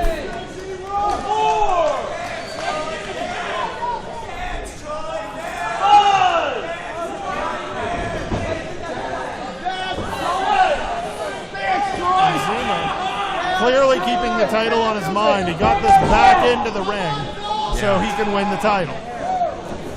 Keep in mind, DJZ won the largest IWC tournament in history, 2-day affair, heavyweight title tournament, to become the IWC champion back in, I believe, 2008. Yeah, I mean, he's certainly not a slouch. He doesn't need the head games. He can compete with the best of them. Yeah. It's just, why go through the effort if a couple of head games will get you there quicker? Well, I don't think they necessarily are for DJZ. It was that shot from behind that really turned the tides. True. Zema Unique submission attempt. Zema schooled all over the world. He's competed in Mexico, Japan, Europe, all over the place. Showing some of that world travel nature right now. He can do lucha as easily as he can do Flores, as easy as he can do Lancashire, as easy as he can do strong style.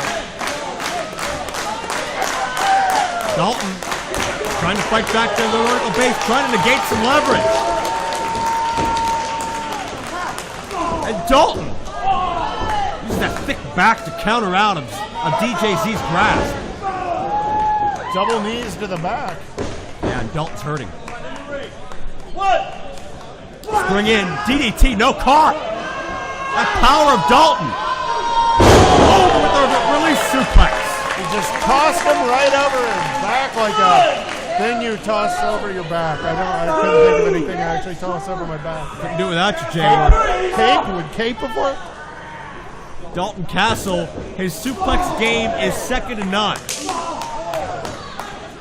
We'll be looking at that deadlift German to finish things off, but DJZ not going to let it get that far.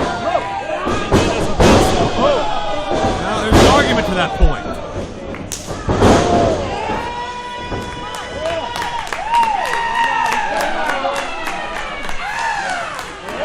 He's not going to fly into the corner with a knee. Good deck with the Bulldog follow through.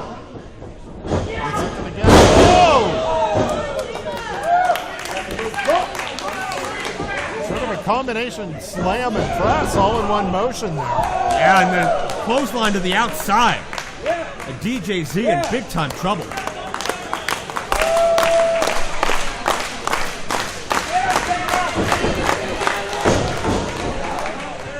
where'd he? Oh! He's back behind again. Yeah, step ahead, but Dalton sees it coming this time. And the peacock connects with a heat-seeking missile. The bottom two ropes, you normally don't see that with someone of the size of Dalton Castle. And that gives Dalton all the more impact. It was straight through in one solid motion, straight into DJZ, no up and over. Oh! They left German!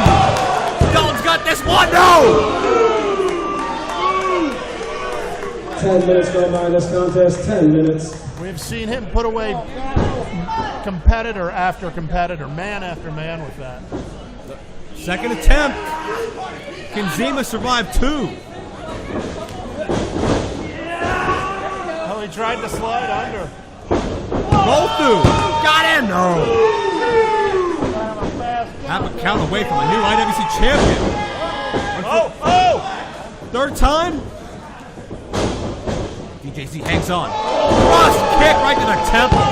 Good night, new champion. No. Laser-like precision on that. Perfectly in the temple.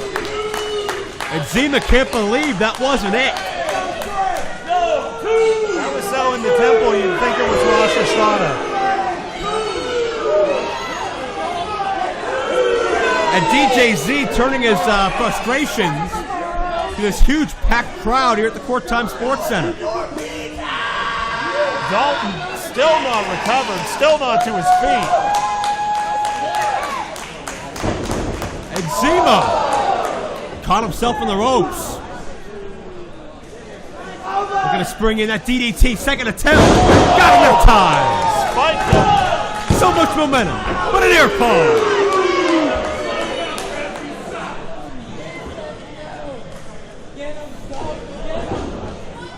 Positioning. We've seen him do the 450 before. Yeah. Could be looking for it here. So dangerous from the top rope. Mocking Dalton Castle. And Dalton making him pay.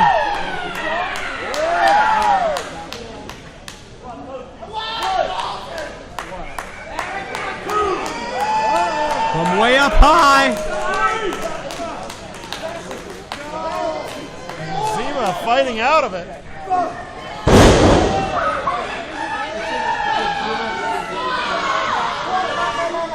Attempt number 2. Yeah. 450! Nobody home!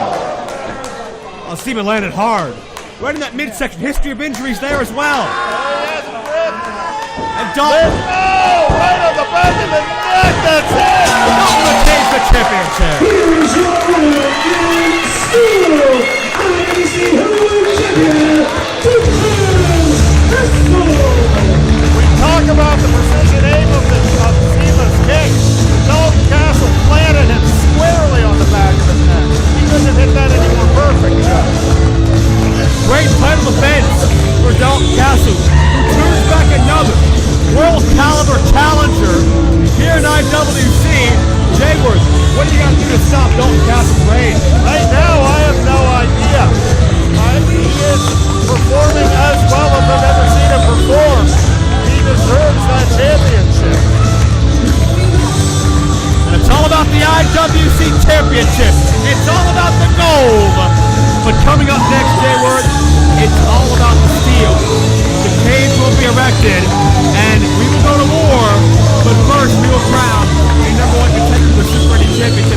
So much danger ahead, Jayworth. It's going to be a great night. Keep watching this. The cage erected. We go to war. Coming up next.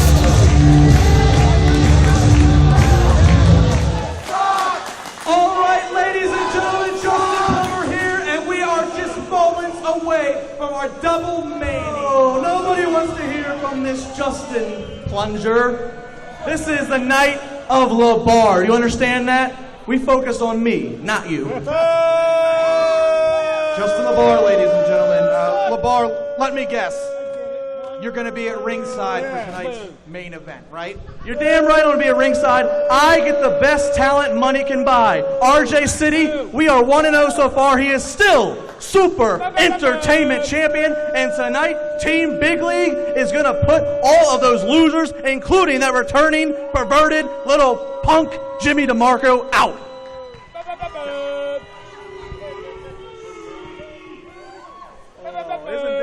Isn't this convenient? Norm Connors is back. Go figure. You show up here when there's all these rumors of a minority share owner. So I guess we know who our new share owner is. Right?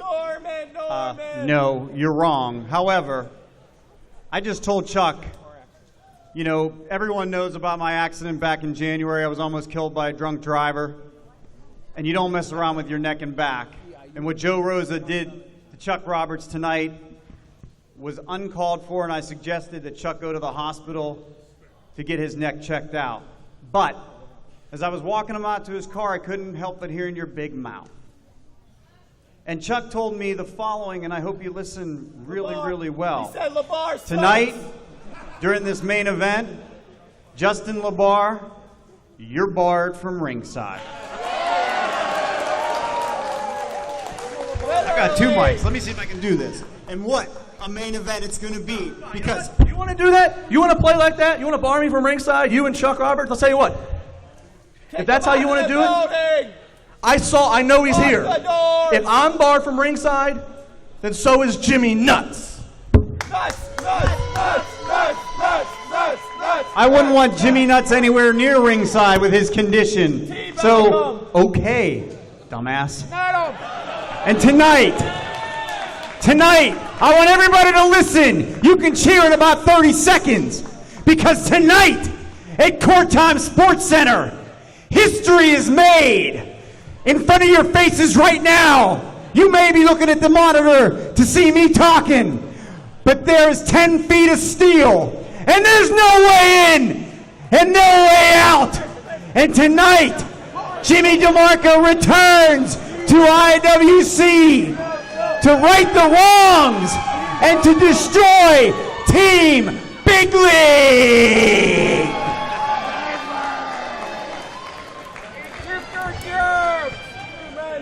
The second half of IWC Caged Fury kicks off with a 4-way Gauntlet Series matchup to determine the #1 contender to the IWC Super Indy Championship.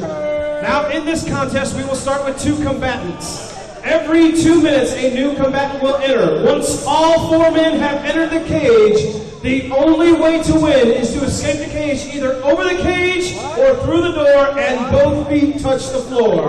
The combatant that completes this this will be declared the #1 contender to the IWC Super Indy Championship. First half, or double main event. Inside the steel cage, Joe Dombrowski now joined by the controversial Double M Mark Madden. Introducing for our first up, thank you for having me. It's good to see the Judas Freelander coming here. Doing a great job on color commentary. Oh wait, was that gorgeous Jimmy Garvin perhaps? But what a cage match we have here. A four-way. Matt Taven, the first to come to the ring. Joe, you work for Ring of Honor. Do you think working in front of a big crowd will scare Matt Taven?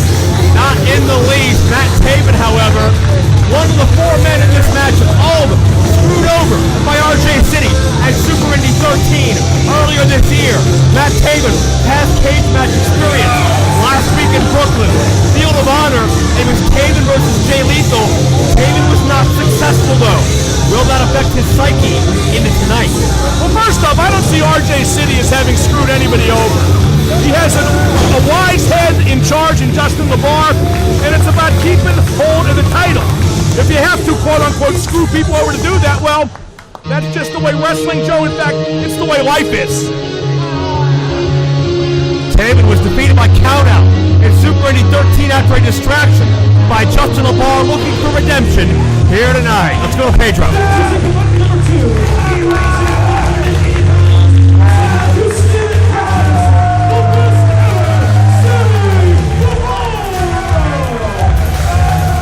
Sammy Guevara is one of the most impressive aerialists you'll see in quite some time. I believe only 22 years of age. A man that knows no limits when it comes to taking chances. Since day one, he's been in title contention in IWC. You gotta like this kid. 22 years old, a big future ahead of him. Tonight could be the start of something big for Mr. Guevara. I think a young guy in his condition, being first in the cage, I don't think that will affect him negatively one bit, or will it affect Matt Taven negatively. These are two guys in their prime, but yet with a long way to go till they reach their peak. Sammy Guevara defeated in the finals of Super Indy 13 when RJ City procured the spray paint of Facade, sprayed it in the eyes of Sammy, and these are the two men. Well, now hold it. Who you blaming there, Facade or RJ City? Well, it was RJ City that used the object. Well, he brought the object. Facade did. I mean, come on. I've noticed you don't like RJ City. I don't, because he tries to completely destroy the fabric of Super Indy that we built. This is about being objective, Joe. You could learn a lesson from me. Always objective. Except maybe with DD me once in a while. Yeah, objective and Mark Madden, same sentence here at IWC Caged Fury. Taven and Guevara to start out.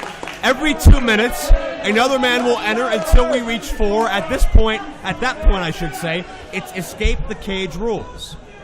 Taven's had a great career to this point. As you know, Joe, he's done some great work in Ring of Honor, but he has to keep his foot on the accelerator. Young guys, they get to a certain point, they got to be careful they don't slow down. Careful they don't take a step backwards. Taven, the longest reigning Ring of Honor television champion in history, some 287 days, I do believe, would love to attempt to duplicate that feat with the Super Indy Championship. Anything that he can win, that he's had an opportunity to win, Matt Taven has won. And wait a second, Guevara trying to turn things around. Each man in this matchup, a 25% chance of winning. I know Guevara and Taven do have experience in the steel. Good figure in math, Major. And it's Taven now. Guevara lands on his feet. Nicely done. But caught on the rebound. Now, see, here's where Taven should move in. Don't do the finger waggle, young man. Follow up. Follow up. That's the key to victory, Joe, following up. That is true, but keep in mind you can't win until all 4 men have entered the match. That doesn't mean you can't punish him. And Guevara puts the brakes on. Taven as well. Check the cage, Jake. What a tall cage this is, Joe. Yeah. It's the tallest cage I've ever seen. And this isn't a $1 million well-produced cage. This has jagged edges. It has steel pieces that can dig into your spine, dig into your entire body. Here comes Andrew Palace, the STD.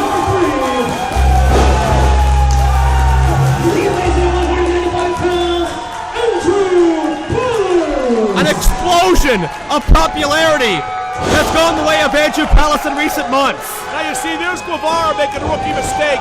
He tried to climb the cage, put himself in the tree of woe. No reason to climb the cage yet, Joe. That is true, and Andrew Palace just explodes, and you gotta believe the other STDs in the back watching on.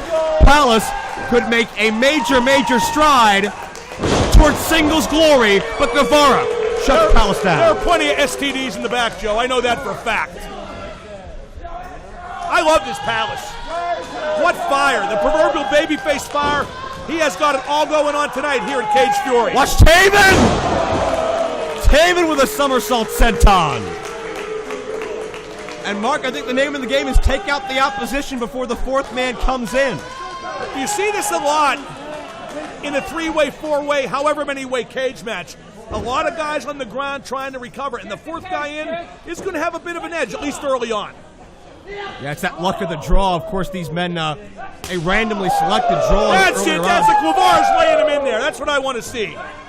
Oh, you appreciate the aggression, I see. Well, all four of these men have to be prepared to do anything it takes to win, but also all four of these men do have a mutual respect for one another that you got to believe will... Nah, see, I don't like that. You don't like respect? Mutual respect never won a match.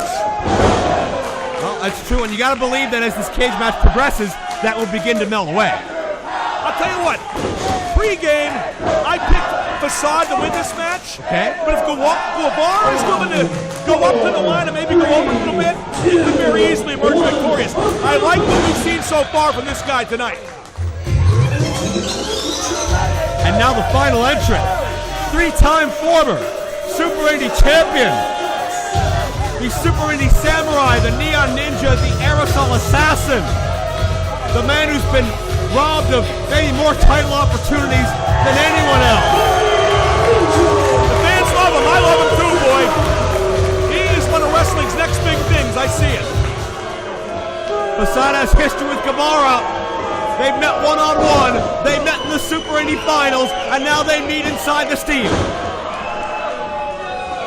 And it's Taven and Sammy on the receiving end as Palace down the corner.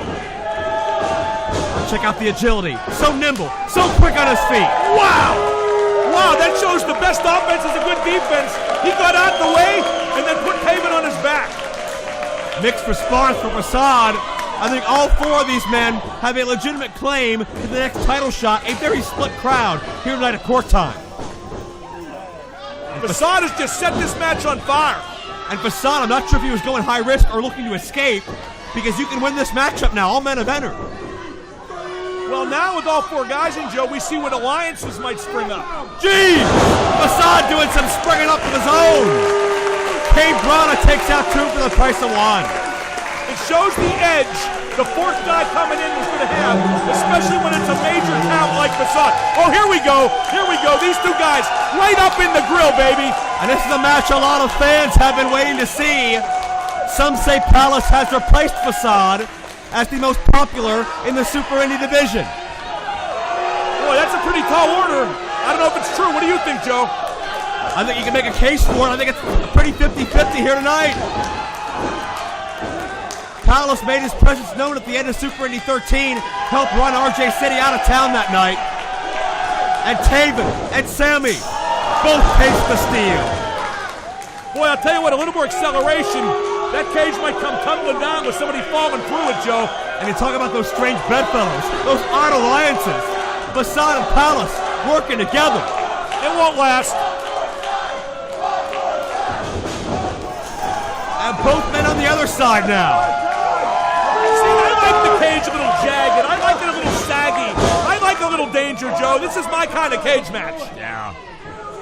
No pretty blue bars here in IWC. Sammy tries to counter out of that neck breaker. Palace drives him straight down to the canvas. Facade involved as well, making sure Sammy doesn't get out of harm's way. Watch Taven! Missile drop kick, both men down. I'm not cutting anybody out, Joe, but right now Guevara looks a little bit overwhelmed by the situation, doesn't he? I don't think Sammy Guevara has been in a big match situation quite like this. Not this big. Not in the least. He's had some big matches down in Texas where he resides. Taven's had some big matches as well. Ring of Honor Television Championships, main events. Taven has struggled since leaving the House of Truth and Truth Martini in Ring of Honor. Oh my God, that's the best thing he could have done. The guy tries to do every gimmick at once, Truth Martini. He's worse than Cage. Squatting Samoan drop by Sammy Guevara.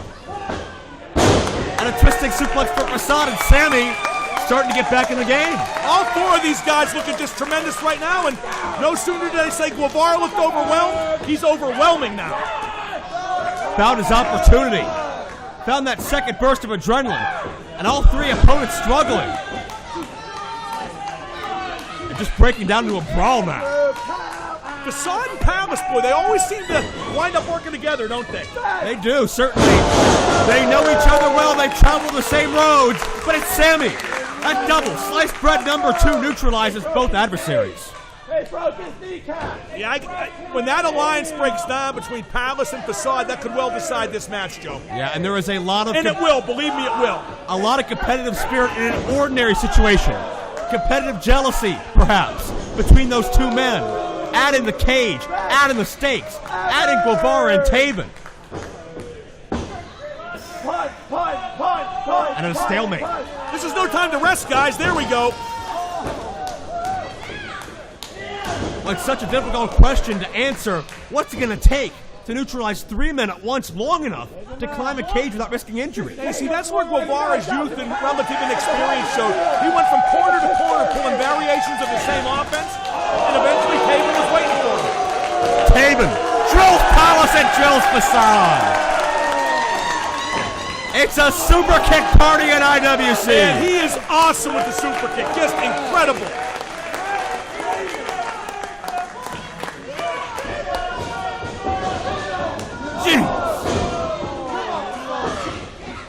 The accuracy, absolutely off the page. Sammy responds in kind. See, Guevara thought 2 moves ahead. It's worth noting too, Joe, with the cage as tall as it is, you will have to really incapacitate your opponents to make good your escape. Oh, absolutely. And the door looks like it's easy, it's not. It's always tough to get out that way. Yeah. So much more easier to grab onto somebody, pull them back into the fight. And Sammy gonna make the climb.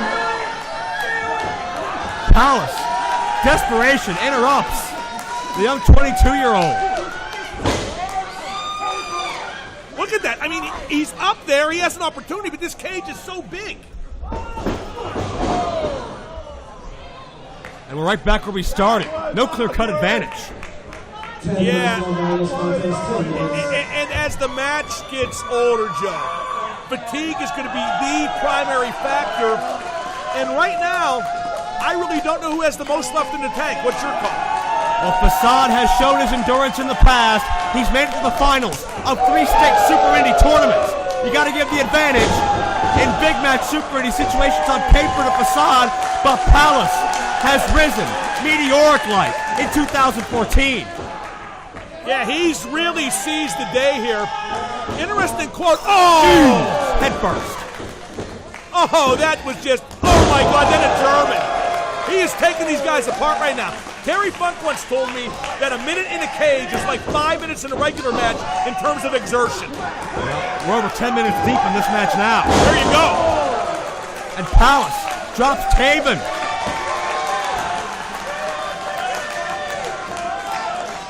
If he can get up there in a hurry, ain't none of these guys going to stop him anytime soon, Joe. I believe that was Palace's hernia driver. That does a lot of damage. It could be the opportunity for the goggled one. See, now here, in a WWE style cage, you know, you'd be almost out. You got to exert so much effort, even when you're at the top turnbuckle, Joe. This is going to, we're not going anywhere for a while. Yeah, and so many moving parts as well. Facade able to catch up to Palace. And you can hear the impact of this exchange. Facade has battled in cages before. He has bled in cages before to fight for what he believes in. Well, somebody's going to bleed here before too long, unless I miss my guess. Facade, the only man with experience in an IWC cage in this match. Look out! Side suplex from way up high. This is amazing. And what's great about all four guys, Joe, They're great competitors. Technically, they're great. They all look the part. Everybody in there is a pretty complete performer. Modified Arashikage driver by Facade. What's that called? Arashikage driver. Oh, for the love of God. Japan influence. Can't help you much beyond that, Mark.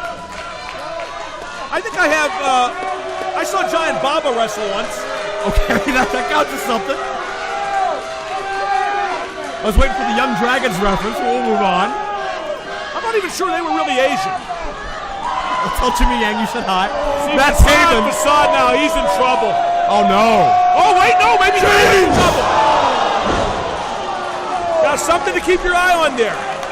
When Facade came down, he caught his knee. He landed funny. His left knee might be in trouble despite the amount of punishment he gave Matt Taven.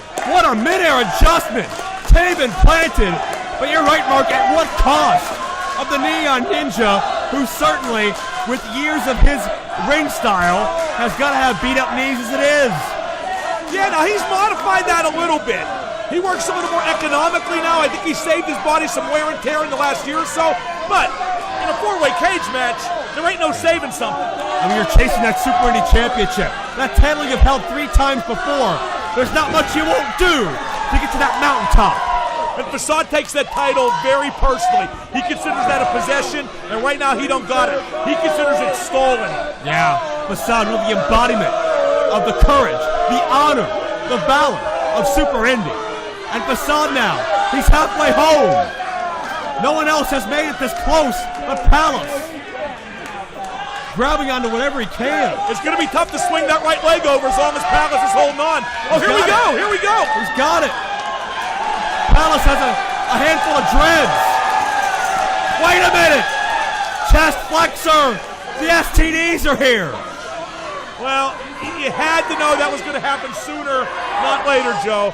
The STDs running interference for Palace. And there's no DQ here, correct? There's no disqualification. And Facade finds himself trapped. Well, now see, Facade should drop down and win the match, but it looks to me like he's going back in to fight someone. If he drops into a shark pit. Yeah, but he wins. Touché. Oh, my God. Facade's on top of this cage. And there's no telling what he'll do from here. He's walking the cage!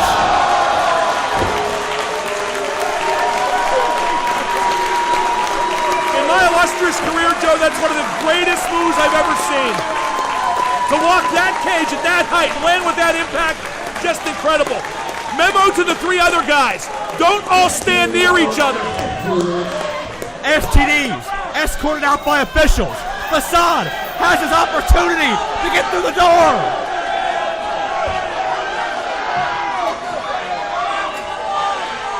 Facade. He did it. Facade has won. Facade has escaped. Facade gets his opportunity. And now Sammy, I haven't heard a bell yet. Where's the ref? The referee. The referee took STD back to the dressing room. And the referee saw Sammy. Wait a second. Let's get a decision here.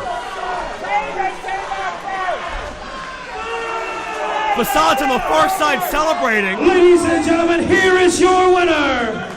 And the #1 contender to the Super Indy Championship, the best ever, Sammy Guevara. Facade was out of the cage first. Joe, what just happened? Could they review that on film? Could this be overturned? There's no instant replay here. The referee, busy with the STDs, came back out, saw Guevara by the door. Facade was on the other side, on all fours, out of the line of sight of the official. And Facade is irate. Well, he should be. I mean, stuff happens in pro wrestling, Joe, but he was clearly out of the cage first. I can't believe this isn't reviewable. I mean, to be the #1 contender for the Super Indy title, Facade earned that, Joe. Hey. Stop that. Stop that. It's assaulting a referee. Now, you see, Joe, this doesn't bother me at all. What's the matter with you? You know, I live in a pretty ritzy neighborhood, and I see this happen on the mean streets of Washington's Landing all the time.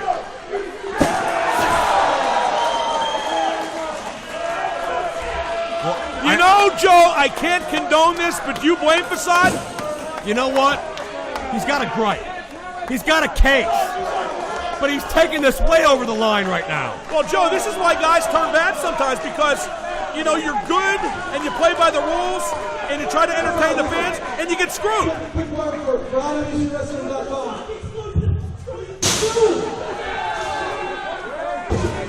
Facade just broke the IWC Aftershock camera. I get Facade wanted to be the hero. I get that he thought it was his night. Wait, he broke what? He broke a camera. Well, so some good came out of this. Facade had a gripe. I understand. Had a gripe? He got the opportunity to be the #1 contender for the Super Indy title ripped away. This was way over the line, though, to assault the referee, to break company equipment. If the referee does his job correctly, he has nothing to worry about. And now, ladies and gentlemen, from the Court Time Sports Complex in Elizabeth, Pennsylvania, it is time for your IWC Caged Fury 2014 main event of the evening. This would be a special War Games Steel Cage match. Now, in this contest, 2 men will start. After a coin flip in the back, Team Big League has won the man advantage. After 90 seconds of combat, a new man will enter the fray, and every 90 seconds thereafter, a new man will enter. Once all 6 men have entered the steel cage, the door will be closed and locked. There will be no way in, no interference. The only way this contest can end is by pinfall, submission, or referee stoppage. Let's bring to the ring team number 1.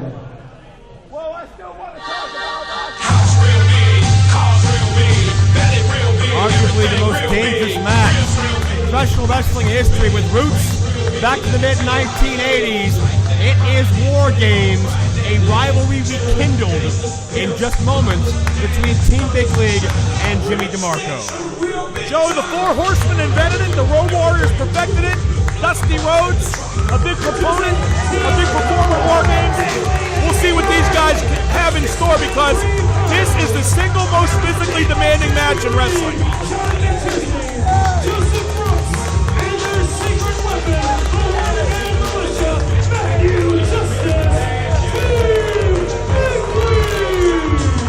Of course, Joseph Brooks, a longtime confidant, longtime henchman of John McChesney. Their third partner on this evening, the one-man militia Matthew Justice.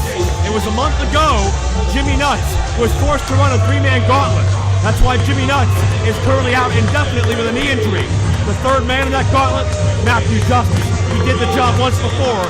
Can he do it tonight? Who's your pick here, Joe? Let me put you on the spot. It's hard to bet against Team Big League. Exactly right. However, this is Jimmy DeMarco's homecoming.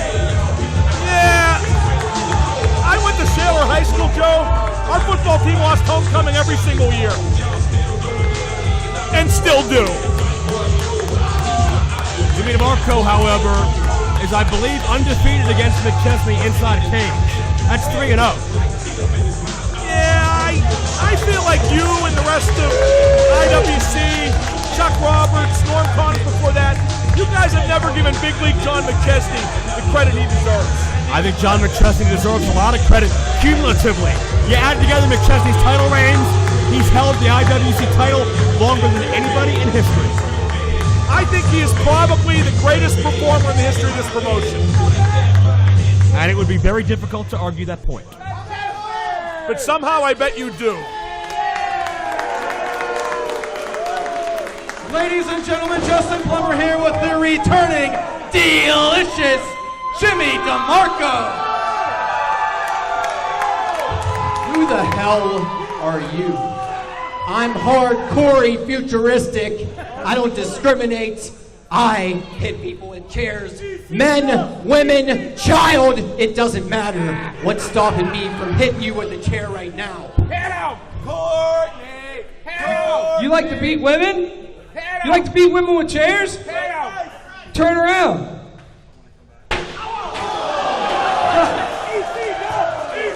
Oh my God! I'm aroused. I've never been more aroused. Look at this guy. Hey, Big League, we're coming for you. Marshall, get some tables, get some chairs. Come on, let's do it.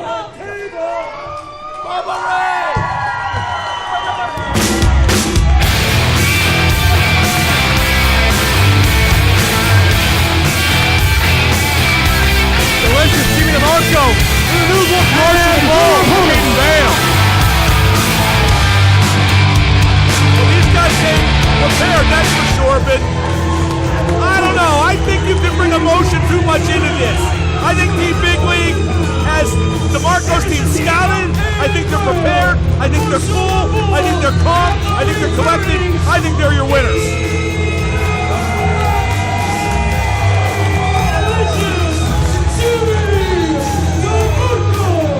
It has been 18 months since we've seen Jimmy DeMarco in a professional wrestling ring. What a way to come back. What's he been doing since then?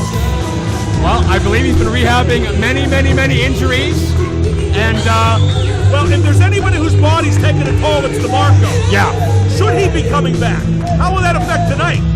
That's a very good question. DeMarco thus far has seemed to be in good health, but looks can be deceiving. And speaking of deceiving, McChesney and Brooks, they're right in front of us. From behind on Aiden Bale and Jimmy DeMarco. That's just good strategy. And this war has started outside the cage.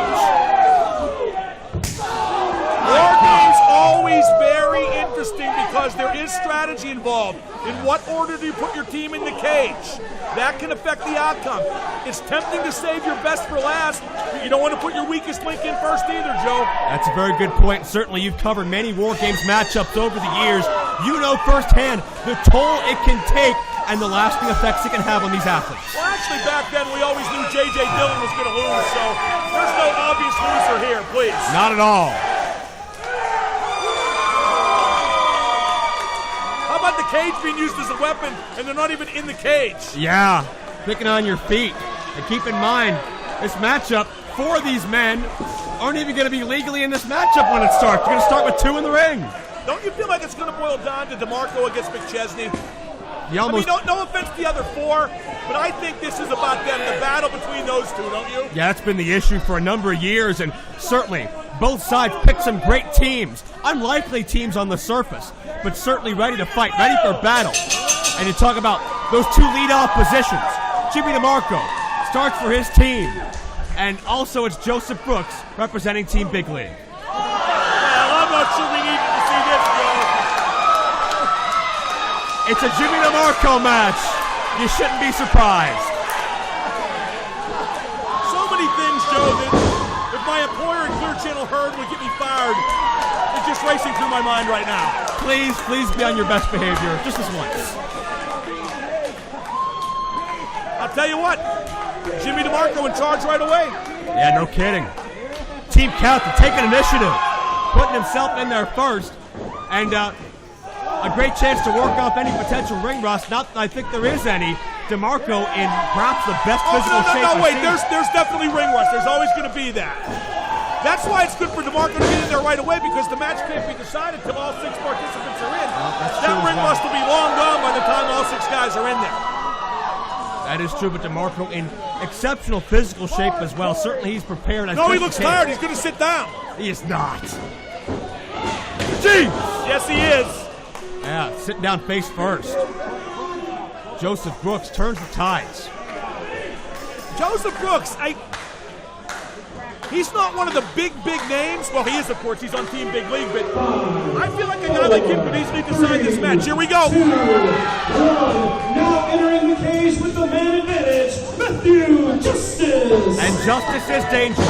And right to the knee, just like Justice did on Jimmy Nuts last month in Whiteham. Justice is the one-man militia. He is young, metal, and ready to attack former WWE developmental talent. Didn't like the corporate world, so came back home to independent wrestling and hasn't missed a beat. I think that will serve his career very well and IWC very well.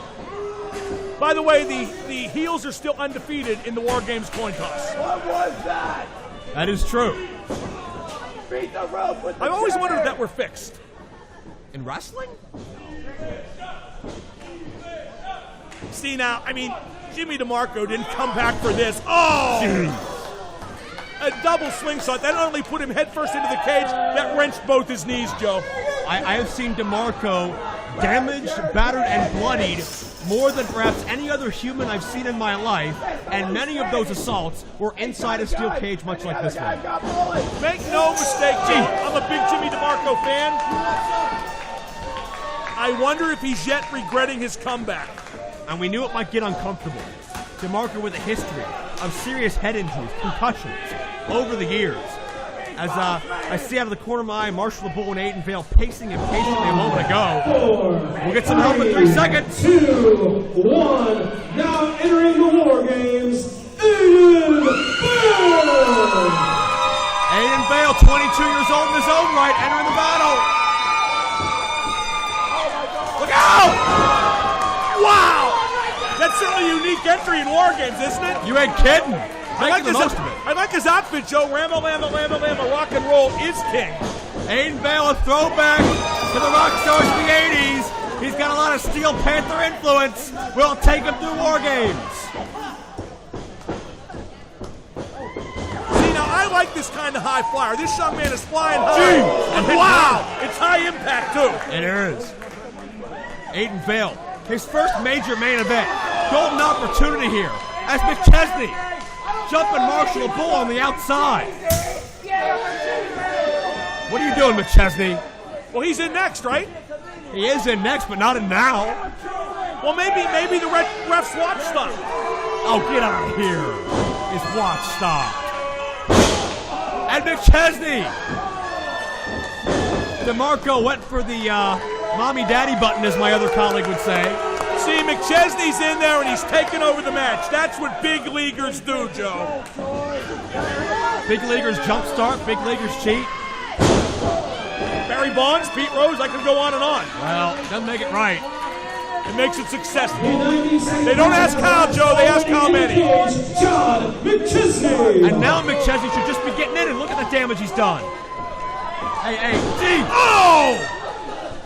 Aiden Vale holds a pinfall victory over John McChesney, and John has not forgotten about that. And keep in mind, Mark, we're talking about injuries.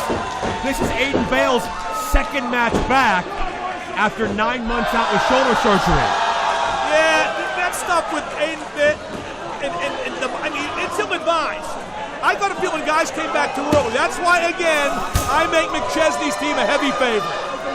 And Marshall got ready to start a riot all by himself on the outside, watching the punishment under Jimmy DeMarco and Aiden Vale. See, I love it. Team Big League is merciless. Skilled, tough, and merciless.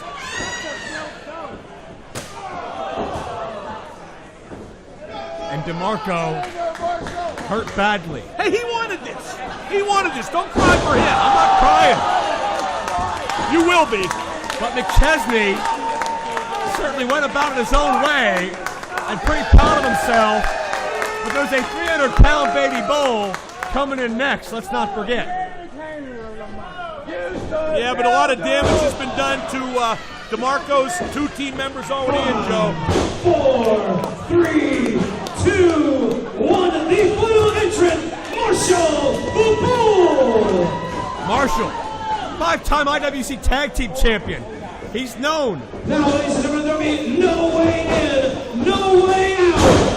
Until someone. They needed that for Marshall the Bull, Joe. Yeah. They needed immediate impact. And this is a new look Marshall the Bull. Not like we've seen before. But Marshall the Bull is used to surviving on life on the streets, doing some dirty deeds, doing some hit jobs. And this could be the biggest hit of his life. He's looking good. He's turned things around. I hate to worry on behalf of Team Big League, but right now I am a bit concerned. And it's pinfall, submission, or surrender from here. And Marshall looks like he's dropped some weight. He's quicker, but he still has that intensity. That's a little ping pong, as Jim Cornette, my good friend, used to say. And now Team DeMarco standing tall. Now you see, Marshall the Bull had to do this, Joe, because War Games a lot of the times is decided before the last guy ever gets in there, unless the last guy makes immediate and big impact. Marshall the Bull doing exactly that. And keep in mind, DeMarco and Marshall, they're cousins. Oh! They're used to teaming together. And there's a segue there that I'm not going to take. There you go, big league all the way, baby. DeMarco can take the punishment. Can McChesney take the humiliation?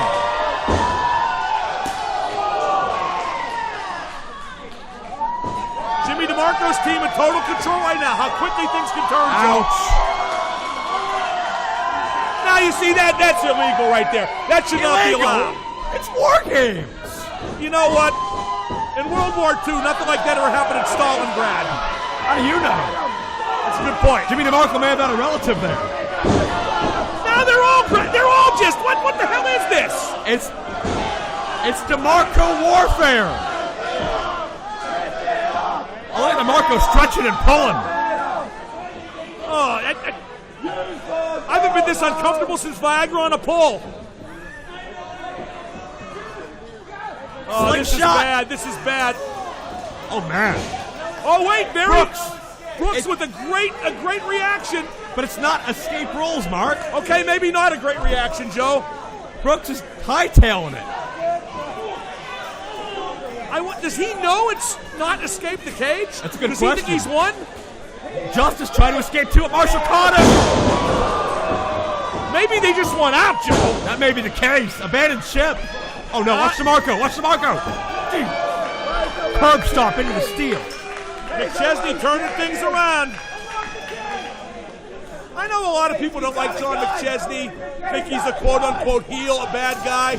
Nobody's more resourceful. Nobody's more resilient. Arguably, nobody's better.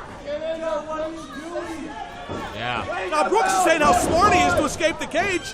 Your guys are getting killed in there, Einstein. Well, McChesney's not doing too bad right now. Drops Aiden Vale once again. You're never short-handed with McChesney on your side. Wait a second. Marshall has broken through the door, and he's out to get Brooks. Bad mistake. Ow! How can Marshall the Bull negate what was a numbers advantage inside the cage? Now it's 4 men in the cage. Those two are going backstage. Maybe have an early shower. It's just, this match is just, like I said though, McChesney and DeMarco. It's going to come down to that. Well, certainly 1/3 of that equation crawling somewhere in the back right now. McChesney trying to push Aiden Vale out. And to your point, Mark, McChesney wanted Aiden Vale out of here. Matt Justice out of the cage as well. And it's DeMarco and McChesney one-on-one. Boy, can I call it or what? That's why I got huge money for years from WCW. Of course, that's also why we went out of business. And you're so humble, too. Oh, hello. Oh, DeMarco just woke up. I love it. Mono y mono. McChesney may have just realized what he's done to himself. McChesney's not scared. I resent you implying that. Marshall using one of Joe Brooks' confetti cannons to humiliate Justice. Where's Brooks? Oh, wait. This is hard to keep track of. Where is everybody? Aiden Vale is out hurt somewhere. Joe Brooks is still in the back, I think. Marshall came back. Brooks didn't. Oh! Huge collision. I think DeMarco took the worst of that. Like you said, there's a concussion history, Joe. Yeah, I'd agree with that. DeMarco looks like he's having trouble breathing as well. I give DeMarco credit. Everybody knows what a great competitor he is. The injuries come back from. But I think being big league is adding up for John McChesney. First time we've seen War Games in a number of years. Maybe the most chaotic War Games in IWC history. Jeez. Those tables that Marshall and Aiden brought out, now used against him. And Justice trying to climb back in. Now see, this could be high impact. Oh wait, he's having trouble. Yeah. Marshall the Bull, boy, before he lost that weight, no way he gets up the side of the cage like that. Both men are struggling here. This cage is not meant for easy climbing. Oh no. Look out!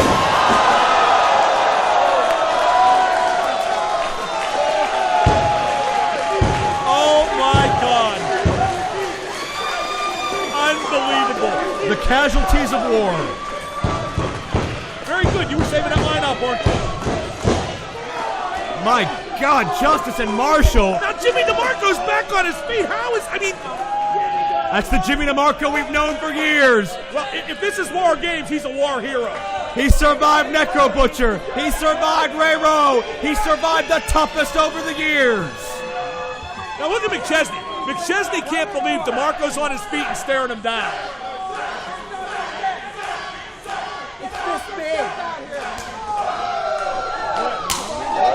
And McChesney is one of the best choppers in this business. Both these men learned the hard way from facing the best how to strike. I think McChesney has a little more left in the tank right now, Joe, just a little. And all you need is a little more. Well, I think that's to the point McChesney was the last one in for his team. You factor that in with the ring rust. McChesney's putting on the Ritz now, Joe. A series of Northern Lights suplexes. We're up to 4 now. That's what makes him big league. He's totally in control. Totally. One more time. One more time. And keep in mind, what? Nice bridge. No! Good fall. DeMarco, his first match back. So much punishment. Having to endure, and now the entire match seems to come down to Jimmy DeMarco. Asking a guy to hold a bridge after 5 straight Northern Lights suplexes after a match this demanding, I don't know, maybe McChesney overestimated himself that one time. But McChesney asking himself the question he's asked many times before. How do I beat Jimmy DeMarco? It's not impossible, but perhaps improbable. And check this out. Hammerlock submission. He's just about got it cinched, too. Partial Kimura by DeMarco. Now, can McChesney force a break at the ropes? McChesney's dead center of the ring. McChesney needs to try to turn into a pin. Make DeMarco release the hold that way. Yeah. Or at the very least, find a way out. McChesney. Look at that. Beautiful Look at shit that. to the weight. Wow. Into the crossface. This guy's not. What a series of moves to escape a submission. I've never seen DeMarco tap out, but he could pass out. But not on this exchange. Shoulders down, no. Keep in mind, referee stoppage is a way for this match to end. And they're not going to do that in War Games. Only if DeMarco passes out, they'll have no choice. Now there it is again. Another submission. Gotta believe DeMarco's been working on this on his off time. You know where McChesney might have made a mistake, Joe? He had that submission on, he tried to flip it into a pin. That's surrendering a big advantage for an iffy advantage. Yeah. And once again, the strikes. These men have been friends, but they are much better enemies. It was the selfishness, the greed over being the IWC champion that tore them apart. And once again, a third time, into that hammerlock submission. Wow, and you know, this being the third time in the same submission on the same arm, Joe, how much full use is McChesney going to have of that arm, even if he does escape here? At the very least, he's a wide-open target moving forward. Jeez. DeMarco trying to break that arm, maybe hyperextend that elbow at least. I think McChesney's hurt pretty seriously, Joe. This is one of those cases you may need a ref stoppage. And maybe DeMarco employing with the official to stop this matchup before he has to hurt McChesney further. Yeah, that's why he's doing it. He just wants to get a cheap win. McChesney ain't quitting, Joe, please. Well. Yes! McChesney out of nowhere. Super kick. No! Was that 3? That was not 3. That looked like 3. You could say McChesney has no quit, but so too you must say about DeMarco. That left arm still hurt, though. I don't know if that was a new beginning for McChesney or last gasp. Stunner? Jeez! That's DeMarco's move, the C4! DeMarco's body snapped! And McChesney survived! Here are your winners of War Games!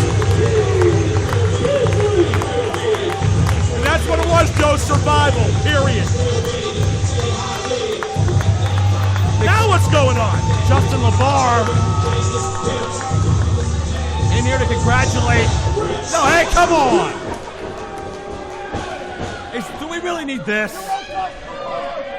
You're finished! Joe, LaVey's going to work on those kicks. Now we're talking. Get down to the gutter. This is our outfit. Uh-oh. Well, LaVey was banned from the ring, but so too was one other man who is still here. It's Jimmy Nuts. And he still has some unfinished business. Limping to the ring. He's making a mistake. He's making a mistake. He may be. But more guts than Great Thor Connors. Jimmy Nuts' advisor for many months. Advising him against this. He had better advise him well right now. You don't want justice. Hey, LaVey. I got news for you. You were so worried that I'm the new minority owner of IWC. I got news for you. It ain't me. It's Jimmy DeMarco. What? A C4 from the new boss? And LaVey. Well, what kind of boss is that? Good question. LaVey's trapped. Jimmy Nuts has LaVey trapped. This is a guy who lost the match. He's a sore loser, Joe. How is he a sore loser? He's retaliating what LaVey did to him. LaVey out of here. But the last word goes to Jimmy DeMarco. Let's not lose track of who won the match, Joe. Jimmy DeMarco, a great competitor, but Team Big League was exactly that. But how will things change moving forward? With Jimmy DeMarco, the new minority shareholder owner of IWC. Imagine DeMarco, the perpetual pervert of Pittsburgh, in charge in IWC. Alliteration aside, Joe, I don't think it's going to change the balance of power. RJ City has a title. Team Big League is totally dominant. Really, what's going to change? They got to get that belt away from Dalton Castle, and then things will be set right. The very opinionated Mark Madden. As always, a pleasure to have you here at Double M. Joe, thank you for having me. IWC, awesome. Did a great Q&A tonight, and what a great show. Thank you. Caged Fury 2014. Memorable for many reasons. Perhaps most of all, a new era, a changing of the guard, as Jimmy DeMarco returns to wrestling and returns to power.